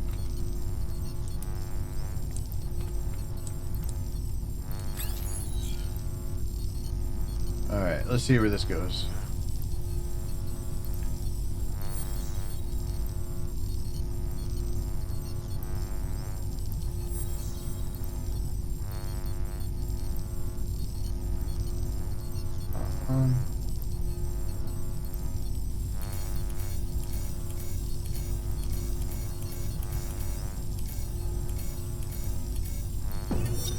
Oh, Director Tattoo. first try. The storybooks and toys we ordered have arrived at C3 warehouse. Good. How's the containment room remodeling coming along? The bed and daily necessities are all in place. The demolition of the ARB potential development plan will be completed next. Good and good. Now, how about the formal meeting with our little princess?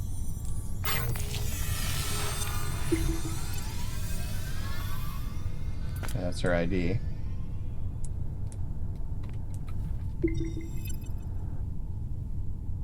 Our highest endeavor must be to develop free human beings who are able of themselves to impart purpose and direction to their lives.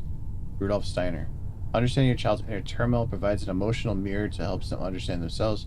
By allowing them to feel recognized, to feel that their views and ideas are valued, you build up their self-esteem. Once your child feels that their personal worth has been recognized, they'll be much more capable and resilient when dealing with people and events in their lives. The motto we must hold in our hearts is this: I will seek to understand, I will show my understanding, I will not criticize and condemn. Once a child identifies with the values the parent embodies, the child will develop and acquire personal standards of self-regulation within their own selves.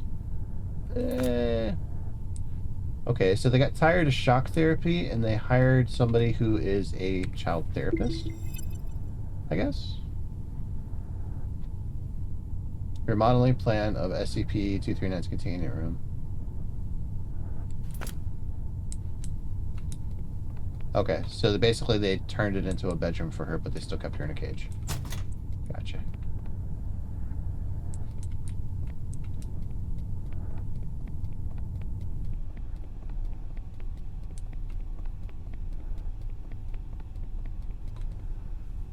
Humanoid sector.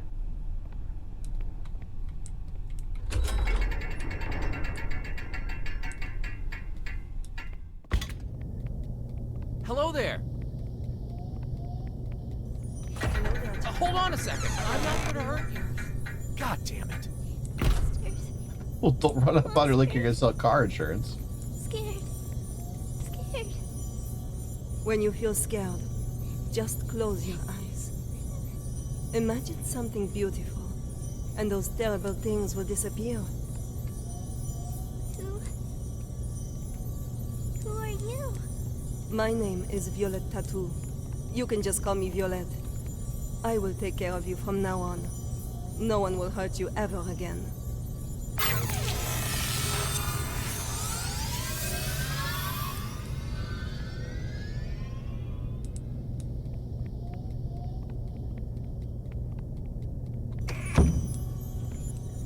Alright, that's it for today's bedtime story.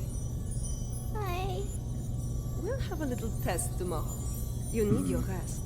Afraid. Sleep. Nightmares. SCP-239, are you afraid of having nightmares again? Yes.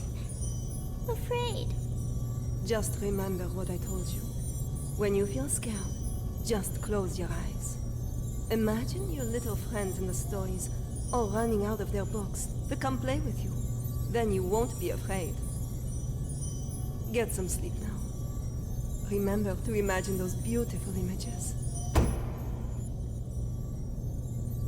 Close eyes. This is gonna be a monster, isn't it? I'm waiting for it. Beautiful images.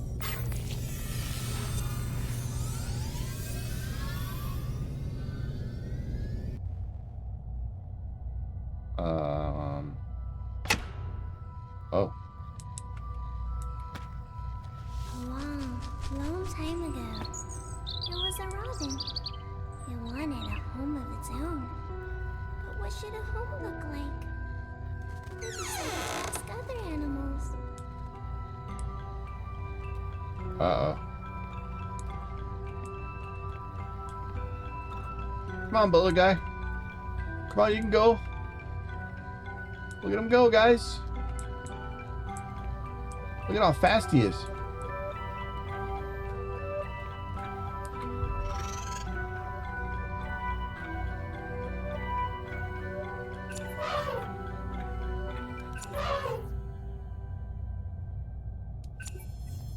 Oh.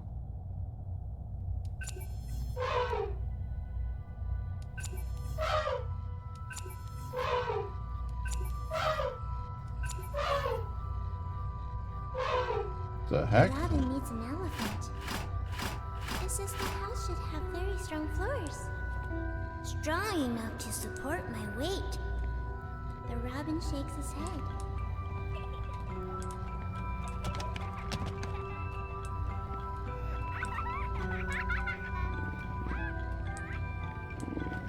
The cheetah stops its hunting. It pulls back and whispers. There Yo, should this be is- beautiful spotted curtains to block out the harsh This sun. is cool, I'm gonna be honest. The robin shakes its head again. The giraffes. This game is like really imaginative. The house should have a high roof, and plates should hang from the ceiling. The robin flaps its wings and flies away. The hippos let out a loud yawn. The house should be built in a pool, so we can bathe anytime and sleep anytime.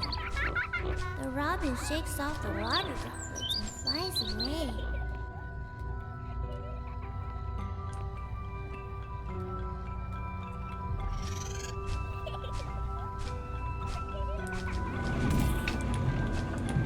Oh my god, it's Flappy Bird. It's Flappy Bird.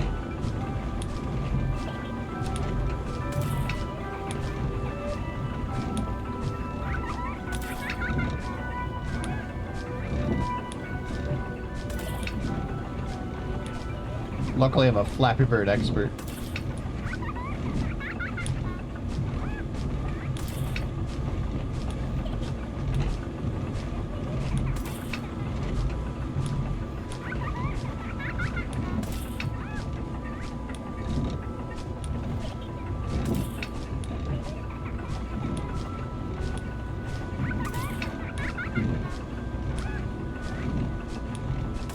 The robin flies to a small hill. Robin Flight did not fail. Okay. The lion says, "My home is vast and boundless, and the whole prairie is my home." The robin shakes its head and flies away. It flies and flies, and finally it lands on the back of a rhinoceros. The rhinoceros says, "Everyone travels with all sorts of strange questions inside, but after traveling far and long enough, the answer that everyone finds is that the truth is not far, for it lays within our very hearts."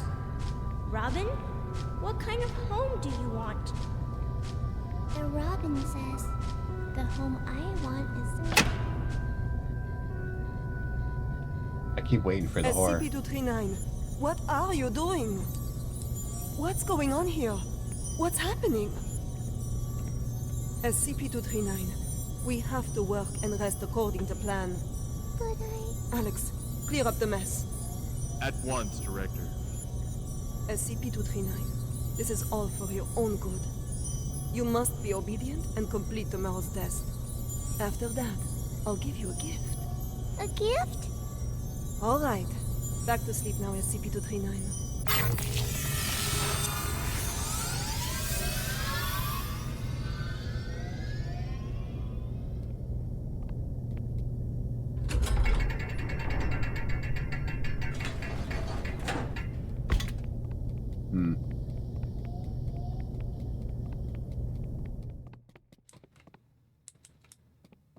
I mean, it's obvious that the kid's being, like, manipulated, but I'm curious is, like, what is the twist here? It can't just be that the kid is, like, creepy, right? I mean, it's an SCP, but it's a person.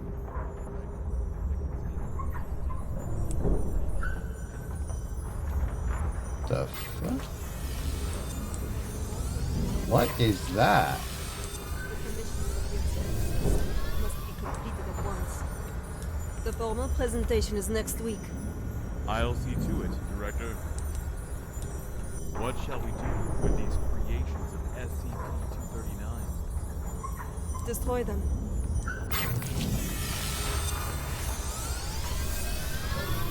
What are they?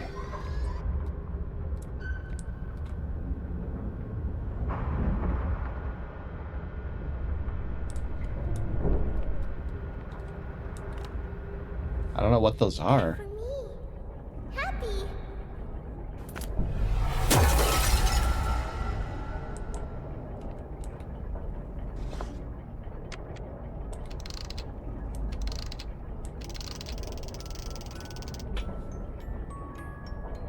Hey, you there?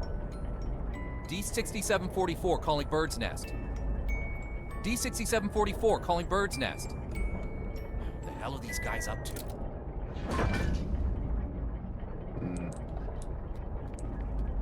I think this is the point where you realize you're in too deep, right?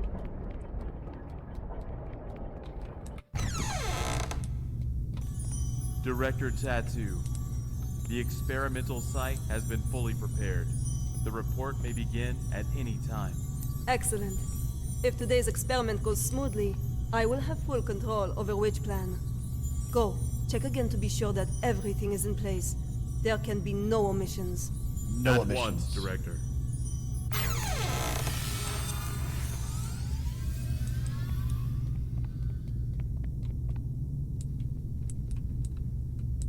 Oh. I've got to have a word with you. Just one quick moment. Dr. Pierce, as you can see, I'm very busy at the moment. We'll be presenting Witch Plan's progress to the O5 Council shortly. Right, yes, that's just it. Listen, SCP-239's abilities are greater than you could ever imagine. She is infinitely more powerful now than when she was born. Your experimental procedures lack the proper controls. Any mistake, no matter how minuscule, could have irreversible consequences. Dr. Pierce, let us not forget that it was your previous missteps that caused us to miss the ideal incubation period for SCP-239. If we don't cultivate her using my method, the window of opportunity will be closed for good.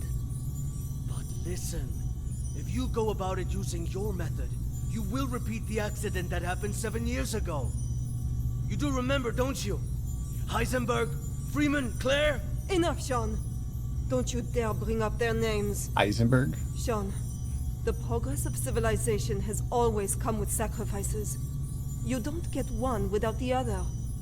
To have the chance to harness the abilities of SCP-239, no price is too great.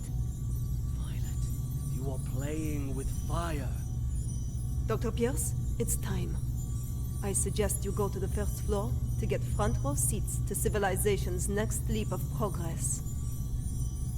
Violet! Listen to me! Violet!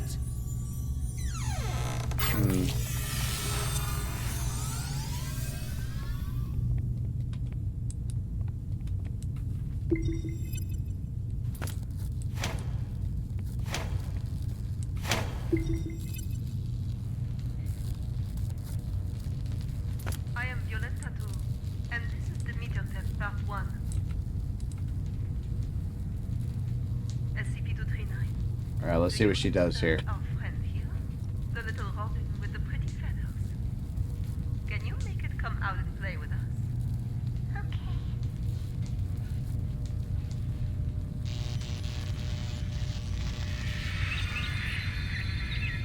Oh. Good, SCP-239. Very well done. All right, let's continue with part 2. Now we need to give the robin a home. A home? Yes, a home. Just like in the storybook. The robin needs a tree to call home. So let's give him a big tree. Robin, home. Not the tree. SCP-239, you just need to listen and follow my orders. Come on now. Let's give our good friend the robin a big tree. Home. Not tree. SCP-239, I need you to follow orders and make a tree. SCP-239, if you don't follow orders, there will be no more nice things for you. Wow. No toys, no storybooks, no pretty decorations. Back to that cold, ugly room. You don't want that. What a biatch. No. Then make the goddamn tree for me. Everyone, no need to panic. This is all standard. SCP-239 will have a slight effect on the current when using her abilities. It's perfectly normal.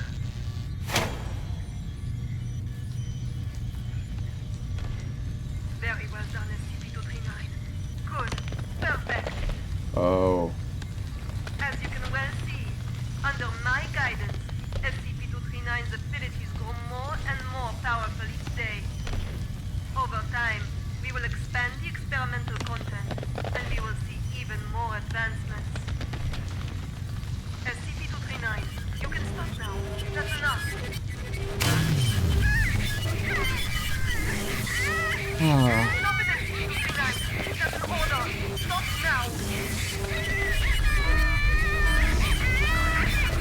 no.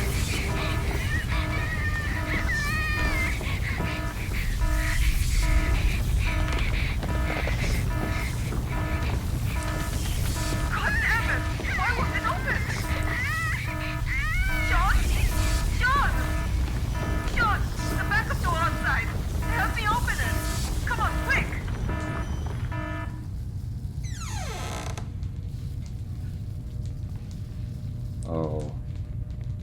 Yeah, this can't be good. Stop it, SCP-239. That's an order. Stop now.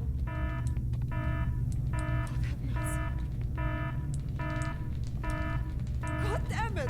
Why won't it open? Sean? Sean! Sean! The backup door outside! Help me open it! Come on, quick! Violet, I told you you were playing with fire. Cut the bullshit and let me out. She's lost her mind. What are you doing? Oh, he's Open gonna it. let her die. Open the damn thing! No. Oh no. No, Violet. I can't. What do you mean? SCP-239 is out of control. Why would I open the gate? What the fuck are you saying? Open it! You're right, Violet.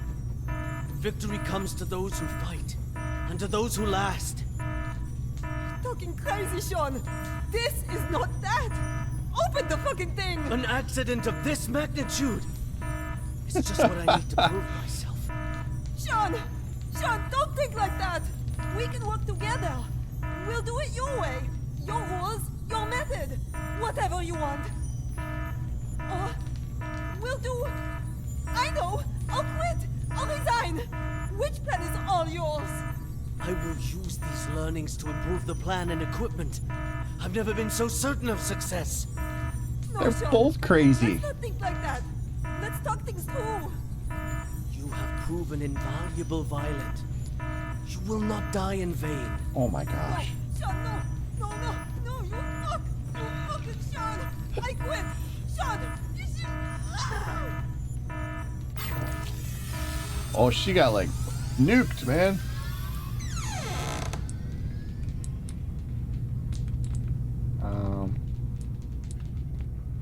Oh. I guess it's as far as I go. Sorry. I'm sorry.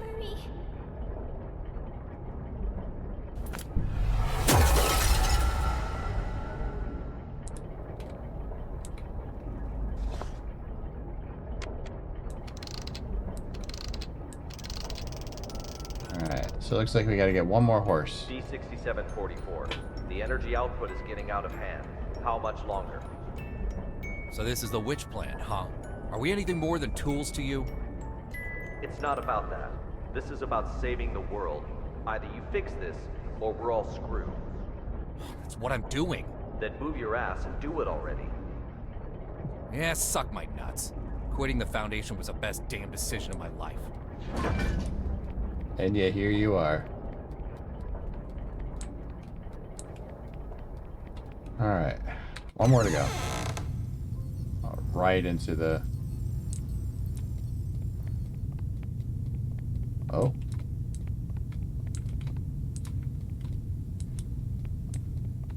Just wanted to see. I guess I never really looked behind me too much when I kept popping into these.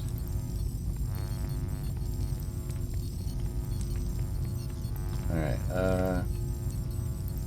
there we go. There's a gold piece now?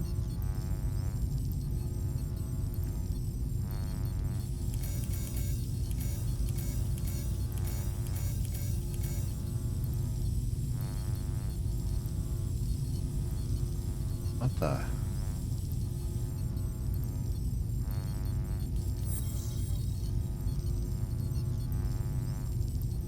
I don't understand this one at all.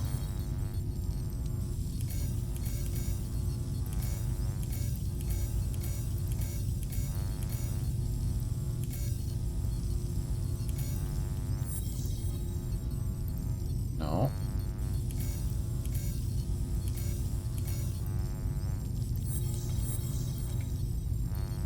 It has to be one of these.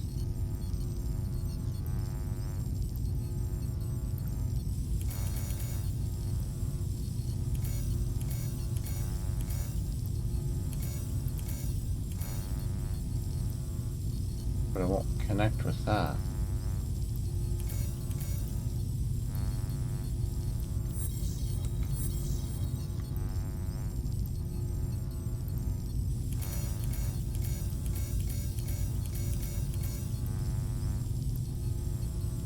Are those...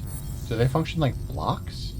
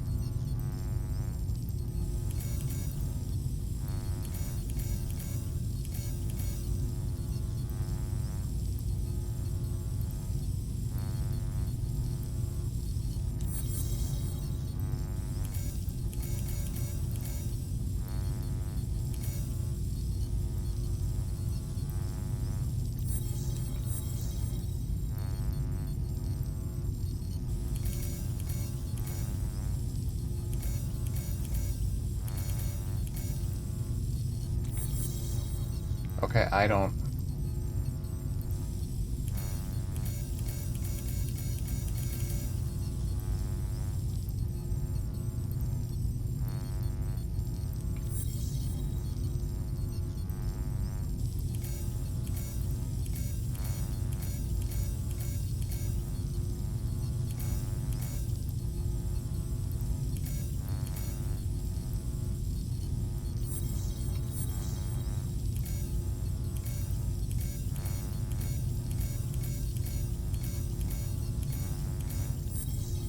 No, I didn't think it'd be that simple.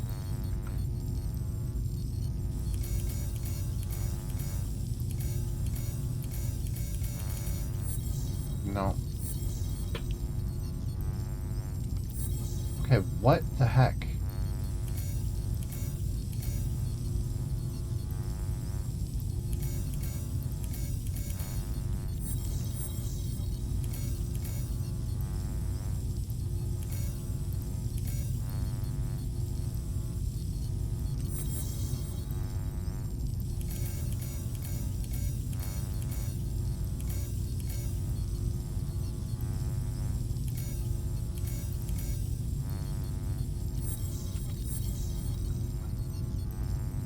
Okay, I don't understand this one.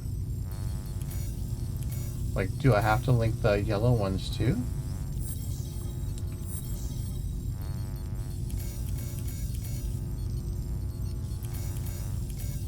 Maybe that's the trick. Okay. I now present to you I had to do the both of them. ARB Potential Development Device 2.0. This device is capable of not only better stimulating the potential of abnormal objects, but can also automatically turn on the respective electric field control, so long as the abnormal objects exceed the preset amplitude. This will ensure that the experiment is foolproof, with zero chance of runaway.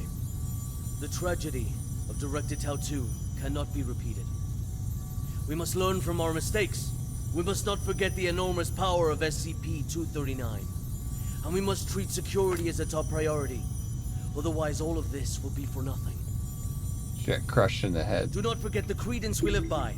Secure, contain, protect. This we must uphold at every turn.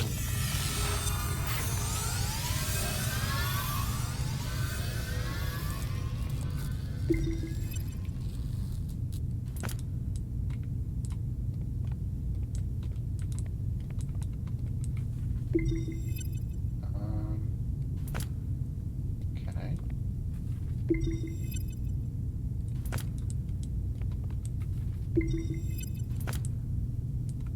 Okay, so they've reinstated some kind of a program. And it looks like they're going to continue with the shock therapy. I'm sorry. Hi, hello. It's okay. I just want to talk. No. Stay away. What happened? It's not your fault.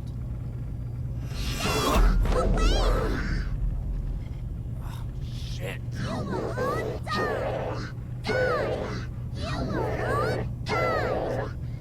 Okay. Yep, knew it. She turned into Alma.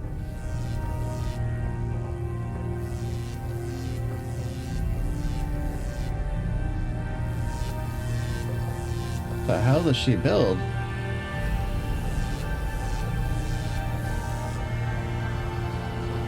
Like a heart or something?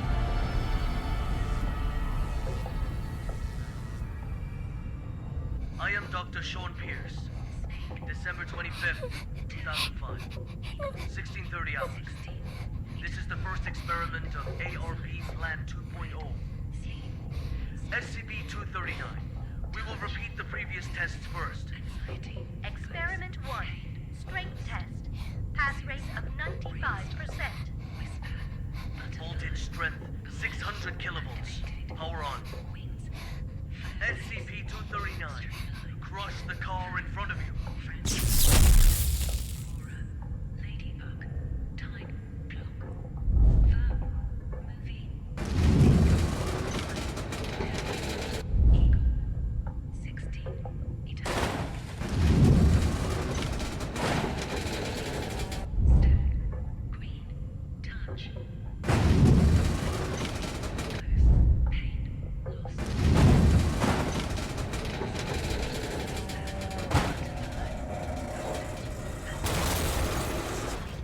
Wow, she crushed it and shrunk it. Test completed. Pass. Go on. Experiment 2. Control test. Pass rate of 87%. Voltage strength 700 kilovolts. Damn. Power on. SCP-239. Put the fragments on the ground back together.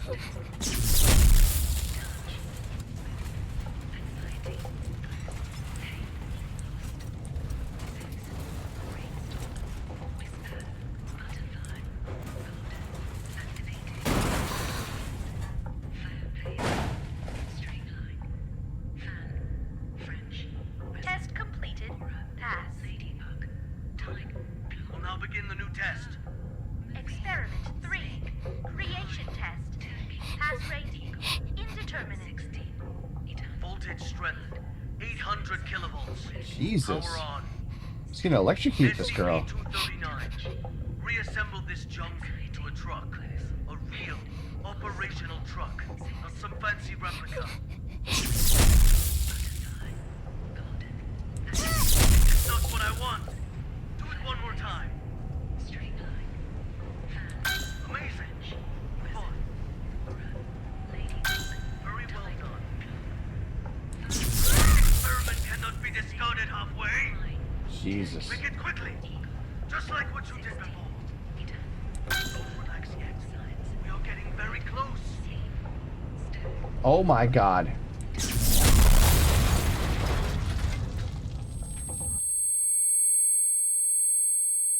Ah, my ears. Yeah, I'm not subjecting anybody to that. There we go.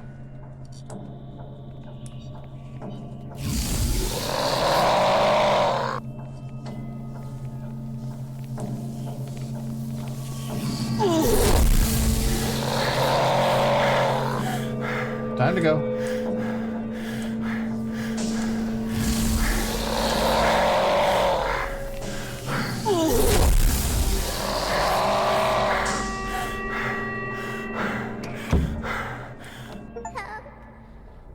Oh.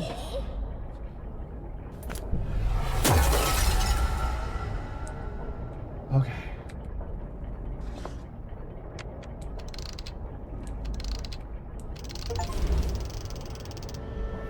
Complete a music box in the SCP story.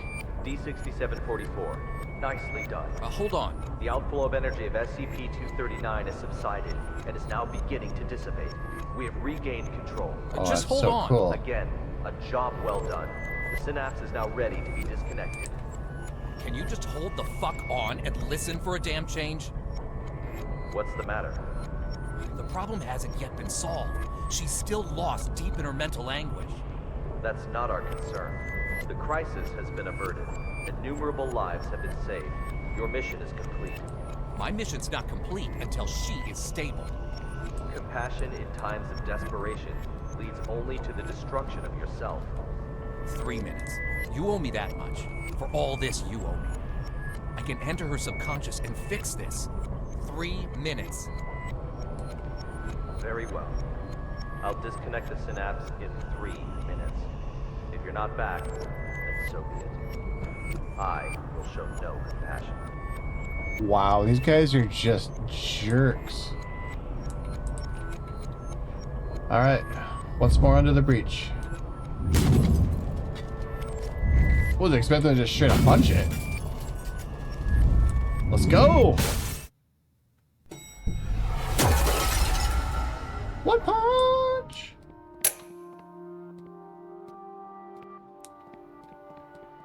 Alright.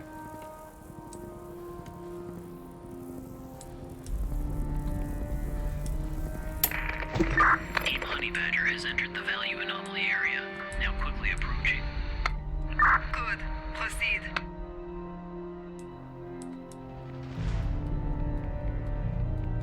It's this way.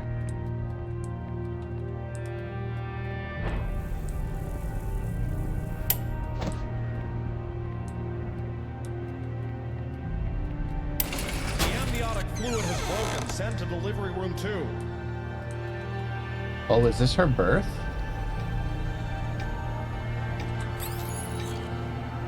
Oh my gosh.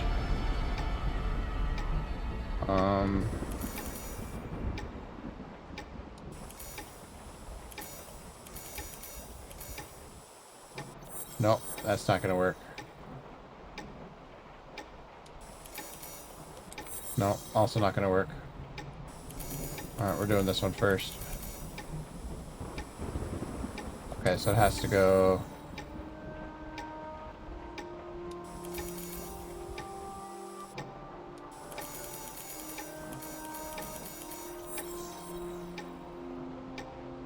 What, are you kidding me?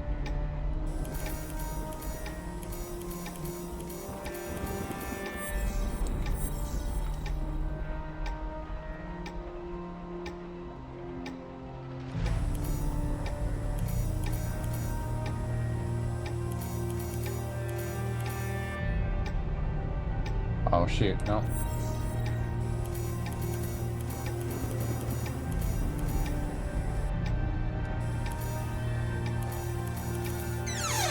There we go.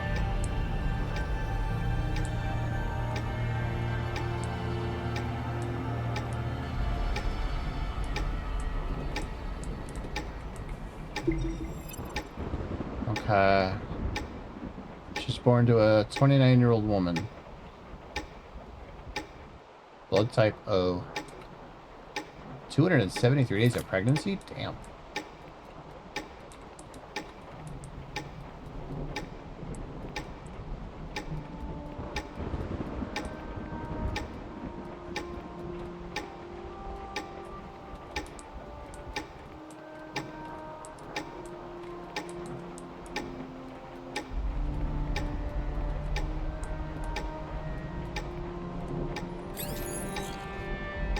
Okay,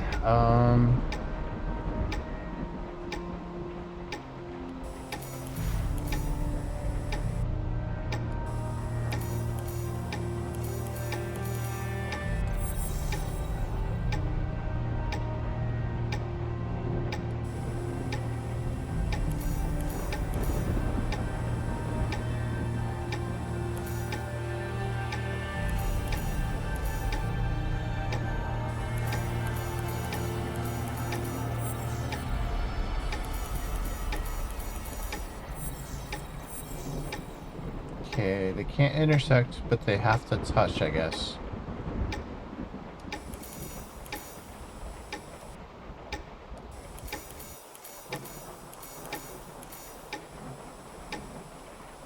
No, not that.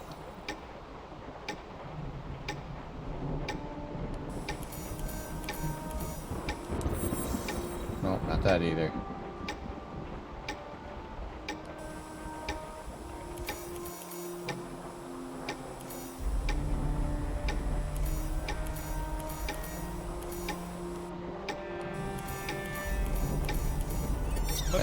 Cappadocia, profuse bleeding. Send to operating room now.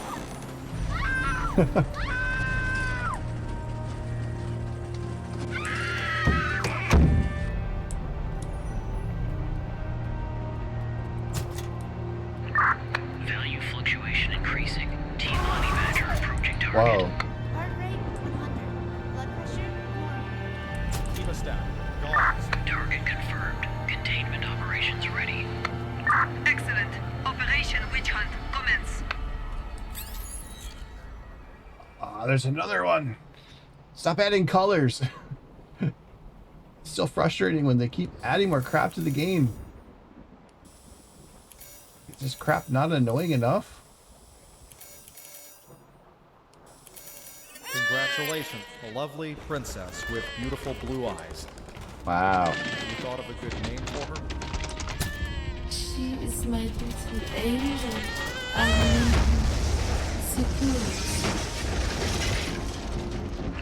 Target SCP-239 has been contained. Sigros.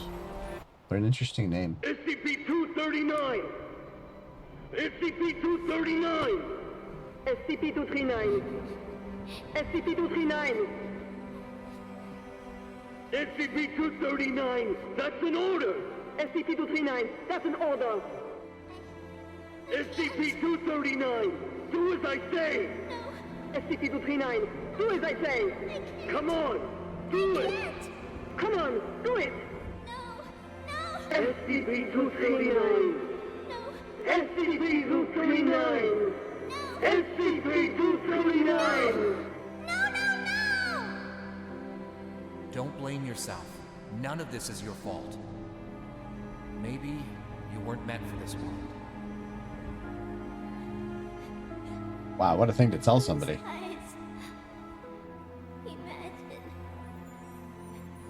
Imagine.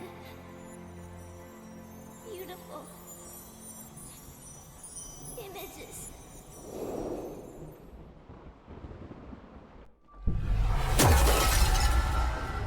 The robin says, the home I want, my home is squishy all over, with shiny warm lights and no more cold steel. Filled all We're getting a the way roller with coaster, guys. beautiful Woo! star stickers. And colorful lights everywhere, everywhere. Everywhere I go, they twinkle, twinkle like little eyes. So many good books, with the cutest animals inside. They only say nice things to me. They always want to chat with me. So many beautiful decorations. a The paper soft dragon? bed, mountains of toys. I can play all day, anywhere I want. I'll have my favorite toy, a beautiful carousel. I'll ride and ride, and it will take me anywhere. There, I will not be yelled at. I will not be punished. I can sing as much as I like. I hope so much to live here forever. My home, Seguros' home. Wow. Dream home. Finished SCP-239 story. Oh, my head. Take a deep breath. Just some minor side effects from the force disconnection. She's not coming back. What? In the end, she chose to shut off her subconscious. She'll sleep forever, like a plant. Maybe that's for the best. Anyways, our primary concern is the incident report. It'll require some brainstorming. Not my concern. I'll arrange for someone to take you back. See you on the next mission. Not in this lifetime.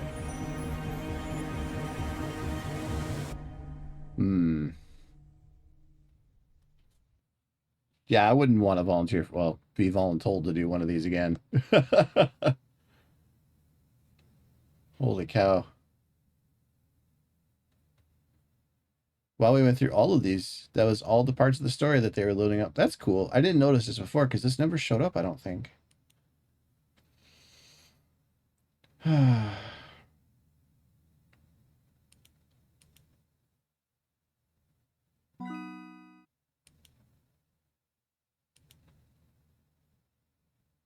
see here.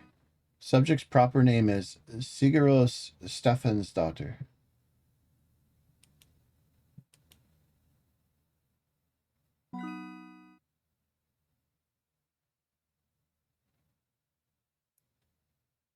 She seemingly has the ability to do whatever she expresses a will to do. Put simply, the subject can do anything that she truly wants to do on a basal psychological level as long as she is conscious. Fortunately, she only seems to be able to affect herself and her immediate surroundings. Therefore, if she can see it, she can change it. So they knew this, and they were like, yeah, let's just electrocute her to get results. And treat her like shit, and just be evil. What the fuck? Well done, young man. I'm not going to brag. Thank you, director. With the reality distorting anomaly classified as Keter, it would seem keeping the subject in a state of comatose is the only viable solution. You're right. This place is not what I thought it was. I'm still learning to understand and abide by the rules.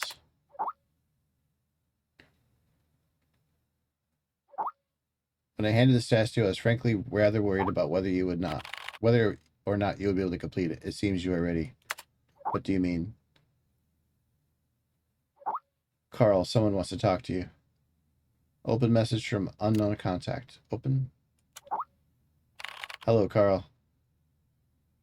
Judging by the shape of the head, I'm guessing it's a girl. Who are you? It's my detective skills at work. It doesn't matter who I am. What matters, who are you? Carl. It's just a name, a symbol. No, Prince had his name for a symbol for a name. Carl is just Carl. What should I do? I am the guy to guide you to the answers. Okay, first you'll need to complete some warm-up exercises. Take the elevator to the 15th floor. Hey, I finally get to see the office again. Oh.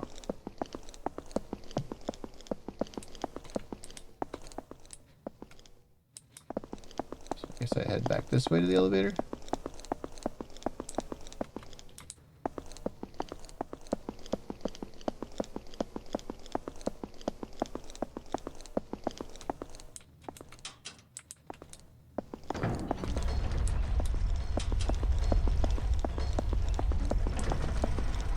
Okay. So this must be the last mission of the game then.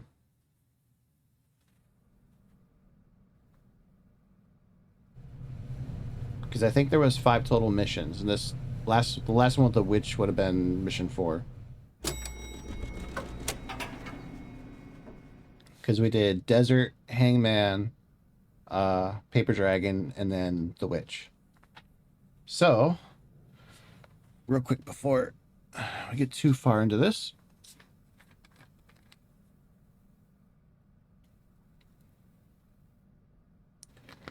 let's take a swig of my rookie beer. E&W. That's where it's at. None of that Barks crap. Enter room and wait for work notification. Oh, here we go.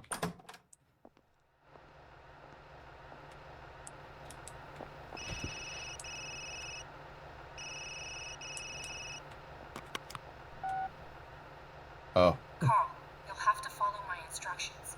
Do exactly as I say. There is an access card on the desk. Take it and exit through the door on the other side. The passcode is 0426. Find room B426 and run the program on the computer. Okay.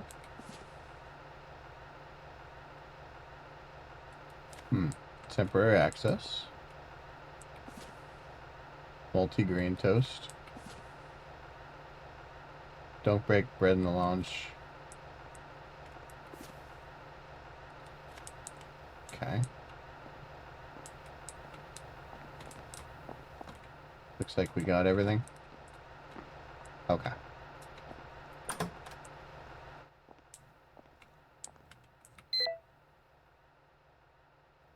Ah, shoot. I wasn't paying attention.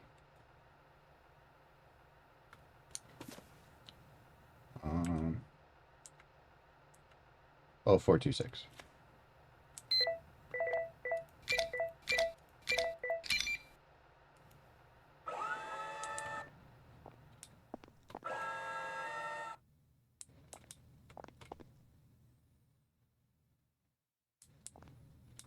Remember your name.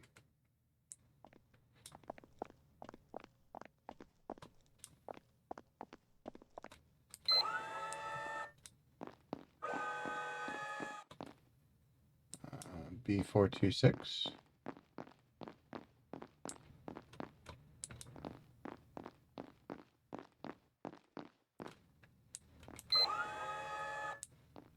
Oh. Oh no. Am I the anomaly? Gulp. Gulp, guys. Alright, check. Please log in with an access card. Alright.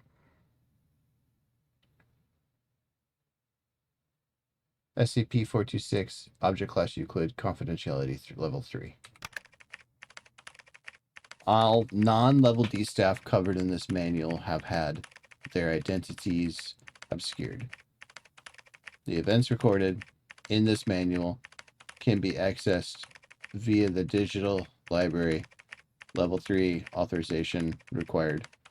Use of this manual is covered by the confident... Oh my god, I'm not reading all that.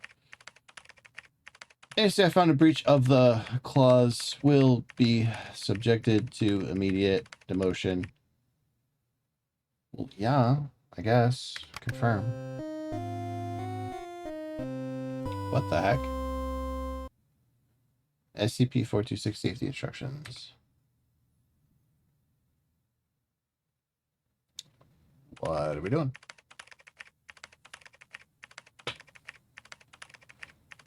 All right.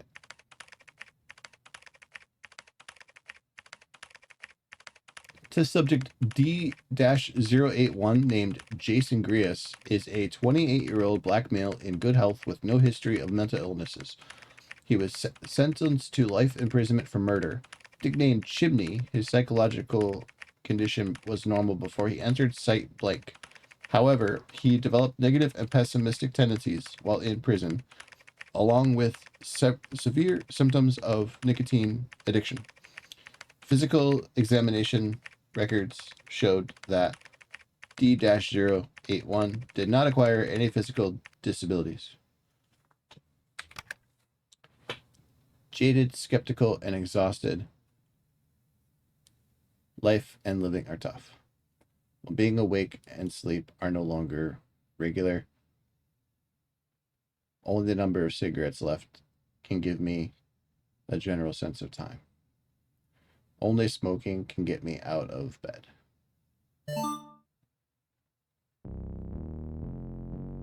What is this?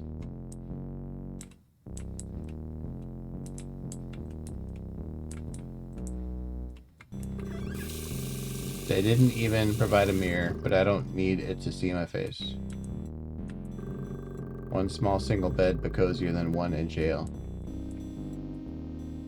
Got the cigarette pack. At least you're still alive. That's right, man.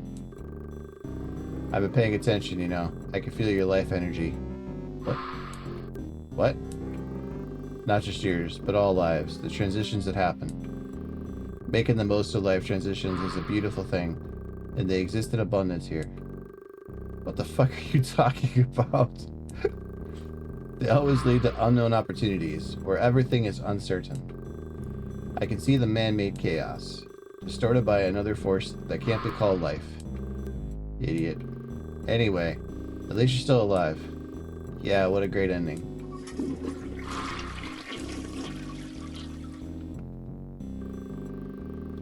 D-081, time for your task.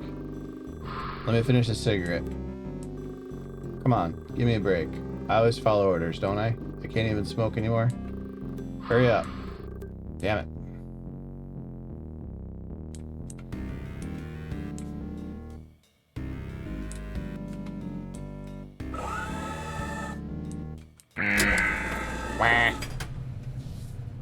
Why did they change the design to like Minecraft?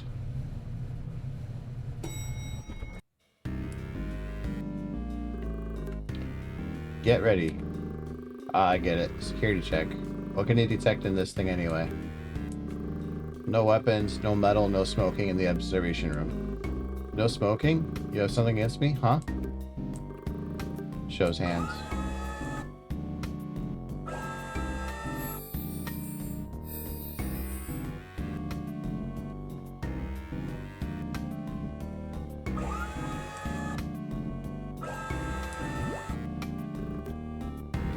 D-081. I can hear you. What do you want me to do this time? There's a room on the bottom floor. Your task is to enter the room and observe the object on the table. Come back and report your findings once you've completed the observation. Do you understand? SCP Foundation is full of fucking freaks.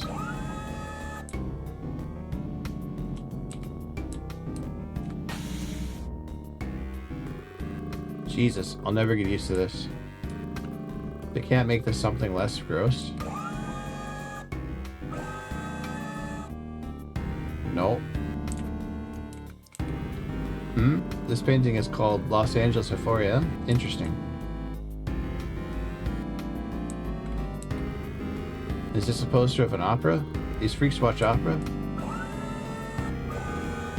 Are you kidding me? Yo, doctor, hello? Can you hear me? There's nothing wrong, right?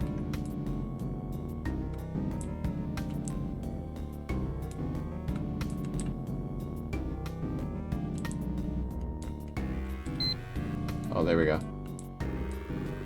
Looks like what I need to observe is in here. What the hell is this? I'll have a cigarette first. Where are my cigarettes? Ha! They'll never guess where I hid my cigarettes. Damn, that's good.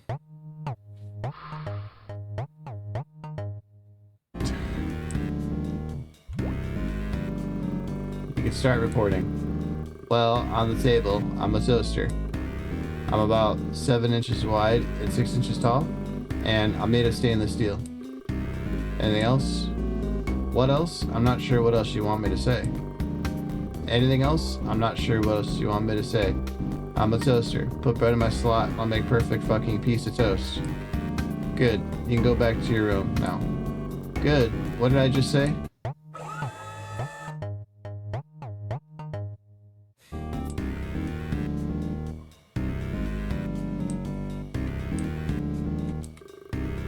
Hey, Chimney. There's something different.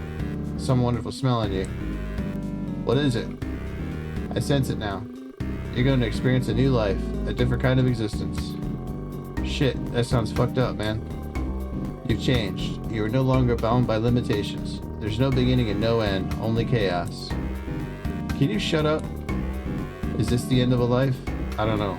Maybe you're evolving. Why am I even trying to understand what you're saying? You're feeling different now, right? I do feel strange. I think I'm just tired. Life needs motivation. Maybe you just need a cigarette. A cigarette? No, no, no. I don't need a cigarette. I need to charge up. Because I'm a toaster. I need to be plugged in to start working. Wow, I am a toaster. What the? What? It feels so good. What was I doing? I need to charge. Yes, yes. I gotta charge myself up. Damn, there's no plug. They gave me all these cigarettes, but no plug. Maybe I can make one myself.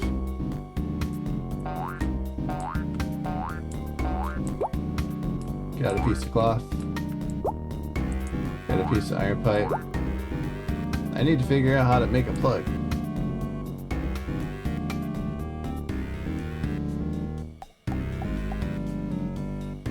Choose two from 2 of the 4.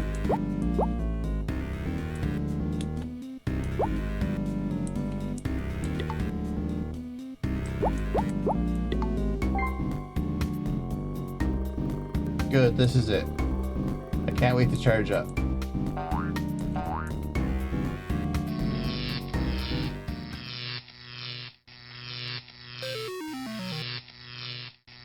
Okay, I think I know why they, I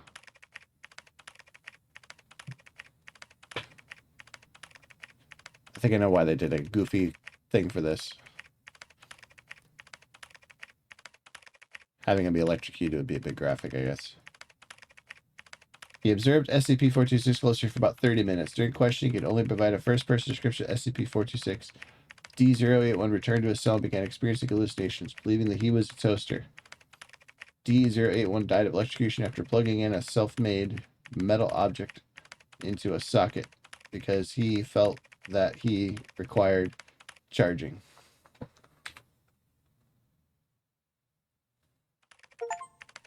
I need charging. Finish D-081 game. Test subject D-082, named Dorothy Wilson, is a 56-year-old white female, or 65-year-old white female with no history of mental illnesses. Okay. Wait for this to kind of keep typing so I can talk and narrate. Alright. Her psychological evaluation results were unknown when she entered site blank. The analysis shows that she is mentally strong and resistant to interrogation. She has caused several cellmates to commit suicide. What? And several guards to betray the blank prison institution. D-082 was diagnosed with lymphoma cancer before she was recruited by the Foundation.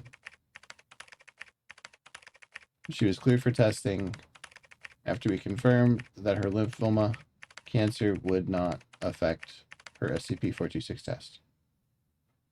Okay. Miss Wilson? Mrs. Wilson? What happened, dear? I fell asleep. I'm sorry, maybe I misheard, but you were shouting. Oh, how rude of me. What was I yelling about? Every time I fall asleep, I think I'll never wake up again.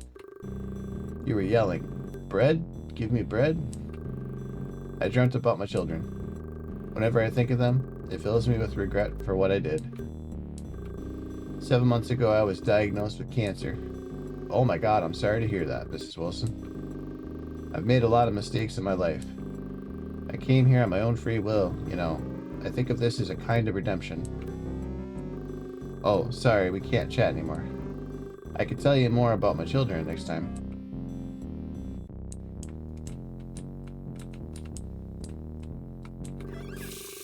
People should take care of how they look even when they're old. I wish everyone thinks like this. Maybe I should return to the stolen access card under the pillow. D-082, time for your task. Hello, young man. You don't look very happy today. What happened? I'm not going back to that empty room for another day, am I? I know I shouldn't complain, but it's awfully boring. Don't mind me nagging, you know. I don't have much time left.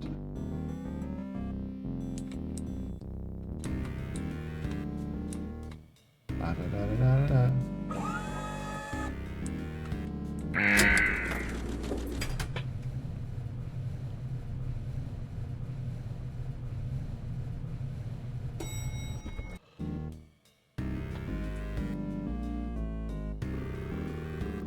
First, security check.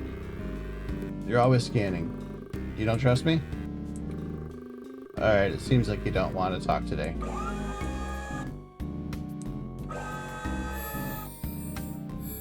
It's probably a wise idea not to talk to her.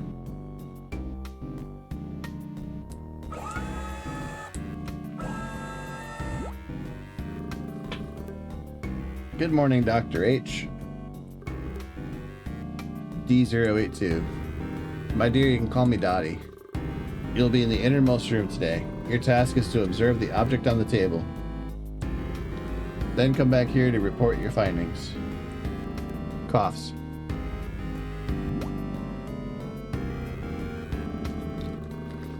He really should be more clear about these tasks. But this one sounds simple enough. Just as well, I might not be able to stand for too long.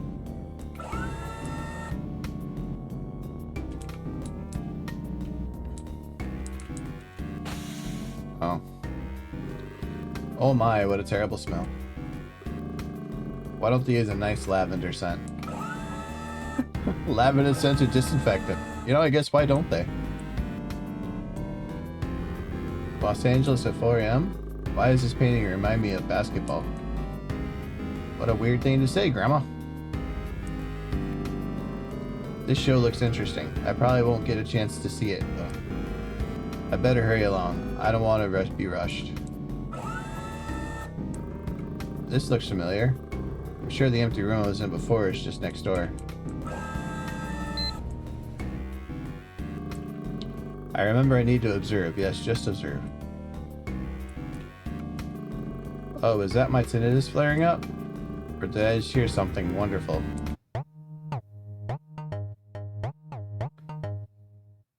Turn the lab report to the doctor. Okay. You can start your report. To be honest, I'm not sure this is what you need here. Start your report. Well, I'm a toaster. About this wide and this high. Oh, and my youngest daughter uses the same model as me. Oh, I'm teal green. I think I look good in this color. Yes, yes, I like this coat of paint. I think I could still work. What else? That's all I can say. Sorry, I'm not as observant as I used to be. Good, you can go back to your room now. Thank you. I'm glad to hear that.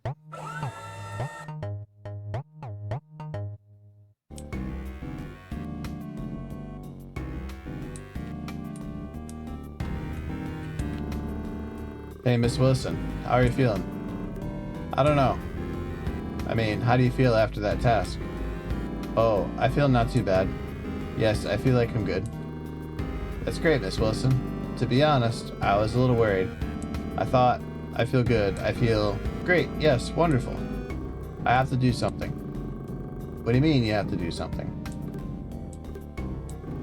Miss Wilson? Miss Wilson? You know what? There's been a little voice in my head. I think it's time for me to fulfill my duty. I'm a toaster. Time to get to work.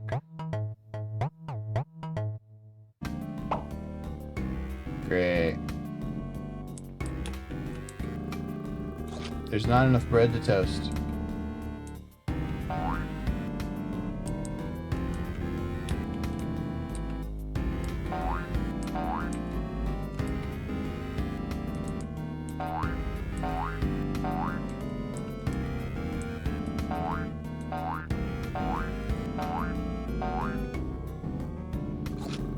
Work, work, bread, bread. Oh, so she's just gonna run around eating all the bread? I can toast any kind of bread there is.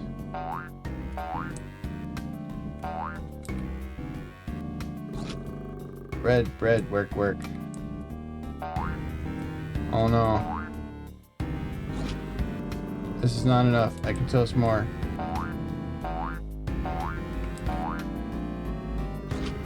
Bread, bread, work, work. This is not enough. I can toast more. No problem for me. I'm the best model ever made.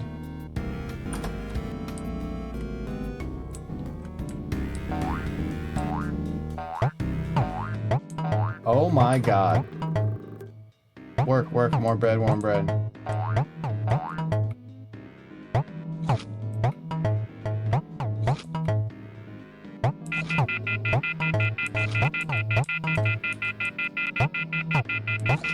She's getting fatter. Is she gonna explode? Oh, why is the bread taking so long to toast?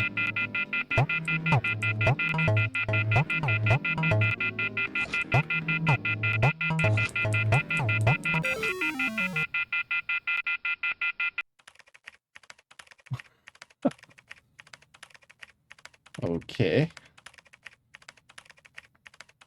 This is cute, but I'm kind of bored. Like, I don't really know what I'm supposed to be doing here.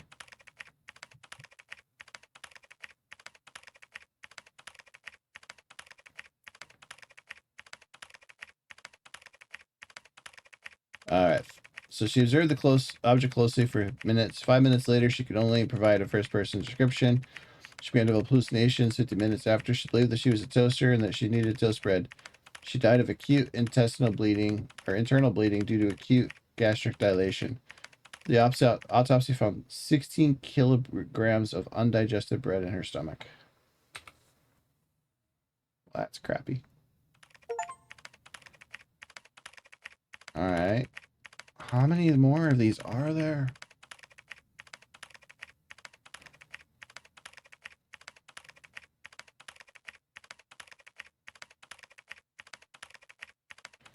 Alright, test subject D083, named Adam Moria, is a... Please tell me there's a way to speed this up. Oh my gosh, there is. His psychological evaluation shows the irritable, violent, and manic tendencies before entering remarks. D083 yelled, "I'm a toaster. My insides need to be cleaned." After coming into contact with SCP-426 blank times, he then swallowed 550 milliliters of dishwashing liquid and fell into a coma. It's uncertain at this time whether the effects of SCP-426 are still active. Observation is underway. Damn it. Fuck all of you. You're awake. Get yourself ready for a lab. What the hell am I doing here? What did you do to me? No one has done anything to you. Ha, that's convincing. Do you think I'm a fucking idiot? After the task, you drink industrial strength dishwashing liquid. Ha, what the hell are you talking about? Don't fuck with me. I'll kick you goddamn ass. D3, what are you? What? What are you? I'm your fucking grandpa, that's what I am. And I'm gonna knock out your teeth, one by fucking one. Come out and get ready for the lab. Damn, why am I dizzy? I don't feel right. It feels like part of my brain is missing. Like I'm... I am a toaster. I am a toaster. I am a toaster. I am a toaster.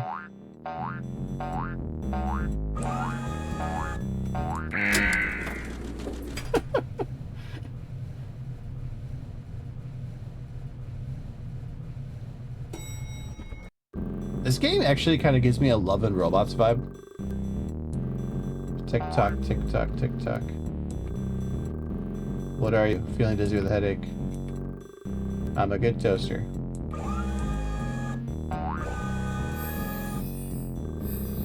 Fuck, my head hurts. Where am I? I should be. I've been so confused lately. D083. Hey, you old fucker. Do you remember what you did after your last task? Are you willing to reobserve the test object? Listen here, I ain't gonna do shit no more. Just kill me now, you bastards. Fuck, my head is gonna explode. Guard, send him back to his room for observation. Yes, doctor. Damn it, I've had enough, you little fucker. Return to your living quarters.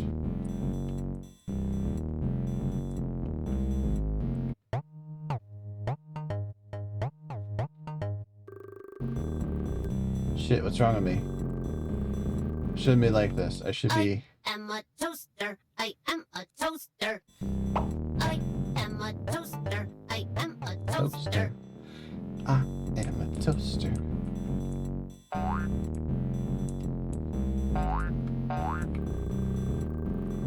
Do you have anything to report? Come on, man, I'm broken. Broken? The doctor wants to know how you're feeling. I'm definitely broken. I don't think I can toast any more bread. Bread? Do you have a screwdriver? There's something seriously wrong with me. Do you need to go to the clinic? Open the door. I need to be fixed. Oh my god, bread. I'll try to toast this bread. That way I'll know if I'm really broken. There's something wrong with me. This is bad. Oh no. Stop. Everything now. Oh no, guards. Call the guards. Damn it. He's gone.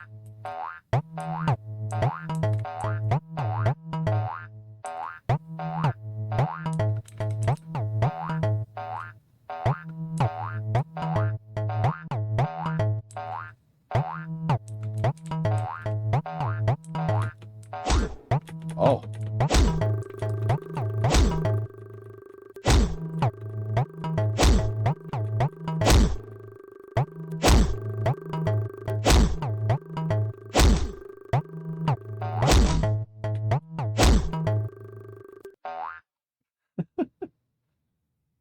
We can kill you now.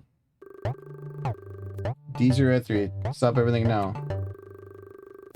D003, we can kill you now. I'm broken. D003, what are you? I'm I'm not a good baby bear toaster. I can't toast anymore, but yes, I can fix myself. I am a toaster. I am a toaster.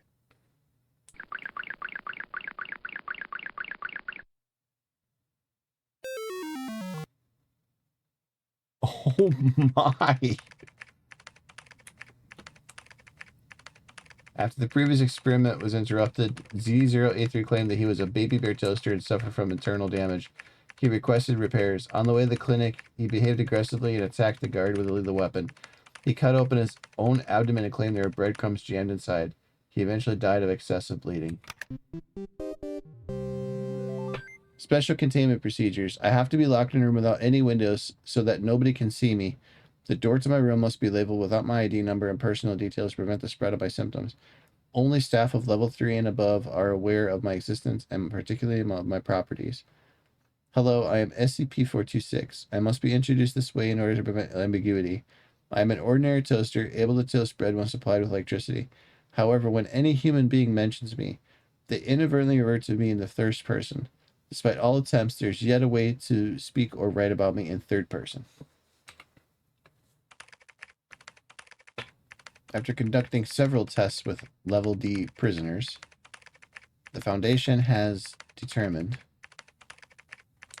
that SCP-426 causes severe mental harm to humans. It has henceforth been defined as an info hazard. Thank you for reading the SCP-426 Safety Manual. Secure, contain, protect.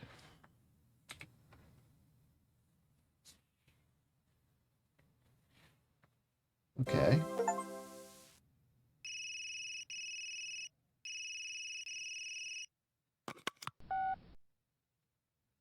Carl, next comes the final choice. There are two doors in front of you, one red, one blue. If you want to give up and leave, go through the red door. The past few months will have been like a dream. You will remember nothing after waking, and this road will end here. You go through the blue door. You stay in Wonderland, and I show you how deep the rabbit hole goes. Leave or stay. The choice is your own. So we got matrix choices now. Alright, let's get the fuck out of here.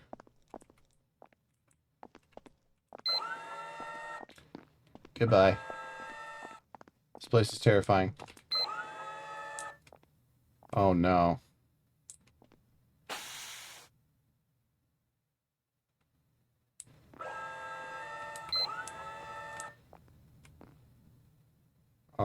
Oh no.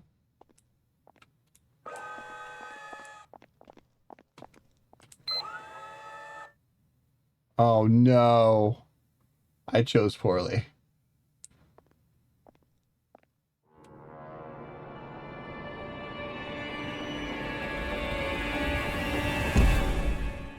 Okay. This is strange. I am Carl. I was preparing my dissertation in a restaurant L Street. The pies here are total shit. Like a pile of rump. Suddenly the kitchen of the restaurant exploded with gas leak.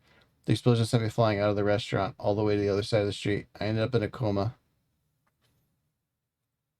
Maybe there's another possibility.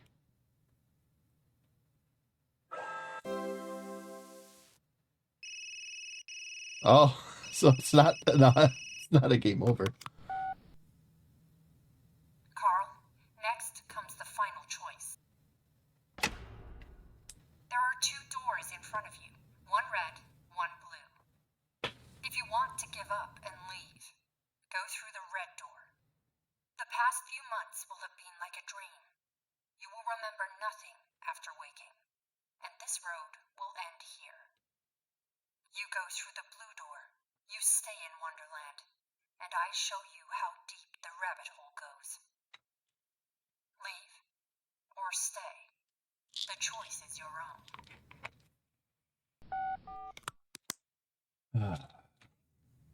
Give me a sec here. I just realized I have to take my pill.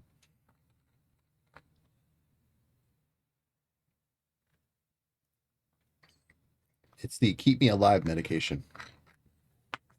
Kind of important. All right. So we went through the red door and met a toaster. Now let's do the blue door. See how far in deep Wonderland goes. Oh. You know, creepy computer at the end of things is usually not a good thing. Good job, Carl. I'm glad you made it through.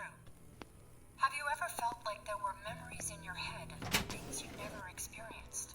Whispers of people you never met? These were not hallucinations. They're your actual memories. Carl, you are not a rookie at all. You are a member of Mega 5. You always have been. My name is Marion Wheeler, Captain of Mega 5. Picture, Welcome man. back, Gardener Carl. Now, we need to talk about 55. Do we, though?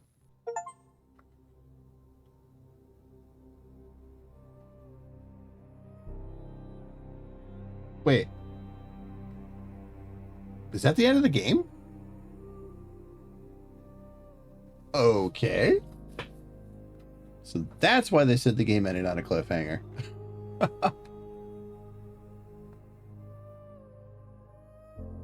Well, I mean, I'll say it. That's a good game.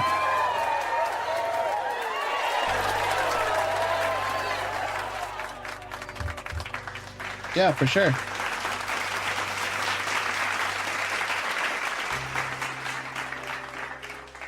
That's a GG.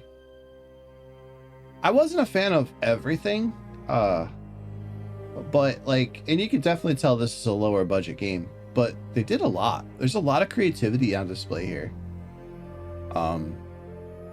Coming into this as somebody who doesn't, like, I knew what SCP is, but I don't really know, like, I'm not much into the lore and all that of SCP. I felt they did a really good job here of kind of like helping you into that process. The idea of like you being a rookie and starting a day and just kind of, you know, that said, I felt like some of the delivery of the stories was a bit harmed because of like the voice acting and stuff, and some of the jank, but and also like the tone of, because they, whoa, okay, logos, because they were trying to like give you that like SCP case experience. The tone of the game was all over the place. You know, the first one kind of was just like a humdrum introduction that gets horror-esque at the end of it. The second one is definitely horror. The third one is just a storybook, which, don't get me wrong, is cool. And then the fourth one is with the witch is pretty cool, but it's very straightforward, with a little bit of running from the monster, you know, but like it's a cool story. I liked the imagination behind it, especially that part with like the zoo animals. And then this last one was okay, but it was like tonally just so different, and almost like, and trying to end on a comedic note. And then you get to that last little bit. It's clear that they had plans. Unfortunately, I'm not doing anything here with, oh, did Elgato turn off? It did, didn't it? I wonder why it does that. Let's reconnect it.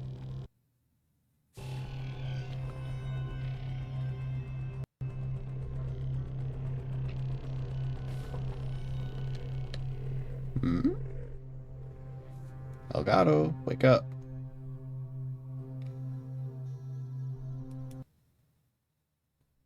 We gonna do anything here? Why did it freeze?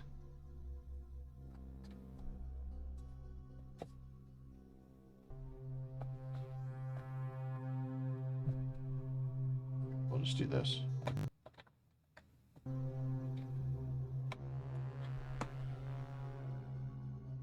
Maybe that'll fix it.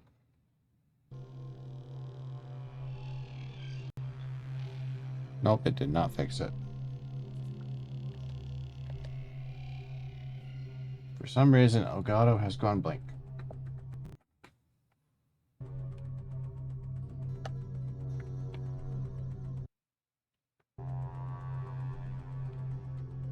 Not a matter of heat.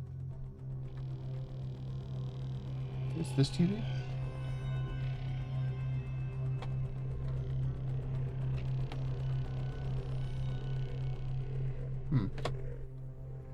Strange. It could just be the game.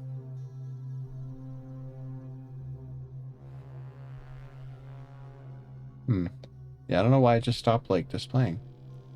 Well, that's okay. The game's over, so we will,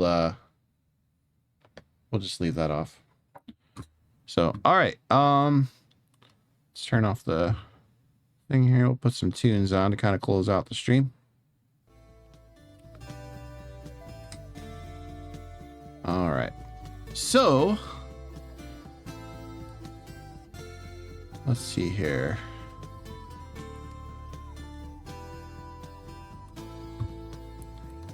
Gonna make myself a little bigger.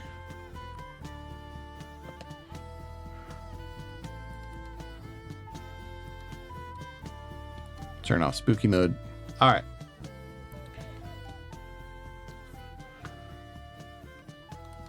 So that was SCP Secret Files. Yeah, like I said, coming into it as somebody who's never really like done much with SCP, you know, like it was a pretty cool experience, and it's a bummer that the developers are, you know, not going to be making any more stuff. They're just, from what I understand, the development studio behind this game is basically gone. There are other SCP games, and maybe we'll check those out sometime. I don't really know which ones are good. So if you guys have any ideas on that, just let me know. Other than that, yeah, like I said, it was cool. Not the most mind-blowing experience. It definitely had some creativity behind it, but yeah. I don't know what we're going to be doing for our next game. Could be horror, it could be action, maybe it could be action horror even, I don't know. Probably gonna jump into something maybe a bit bigger budget though, for sure. So you know, we'll sprinkle these games in. I don't want to be like kind of locked into only playing these types of games. They are cool, but I feel like they can wear out their welcome really quick if you don't break them up with like some other stuff. So yeah, that said, I mean, you never know. If there's something that really kind of catches my eye, you know, I'll definitely jump into that. But yeah. So, all right. Well, thank you everybody for coming out. I really appreciate it. You know, if you like what you see, you could follow me and all the stuff below. And you know, I got links for it all in my description. And wow, that was very YouTube-y, wasn't it? It's all the same in the end, I guess. Anyway, I am out. I will try to be back tonight, whatever, for another stream. If not, it'll be the day after probably. But either way, I will always announce this on my Twitter and my Blue Sky. And if you follow my Discord, I have Go Live notifications there. I do not talk much in my Discord, but or really much at all. It's mostly a dead Discord, but you can get notifications from there if you don't want to be on the social media sites. So, all right. You guys take care, and I will see you all on the next one. Bye-bye.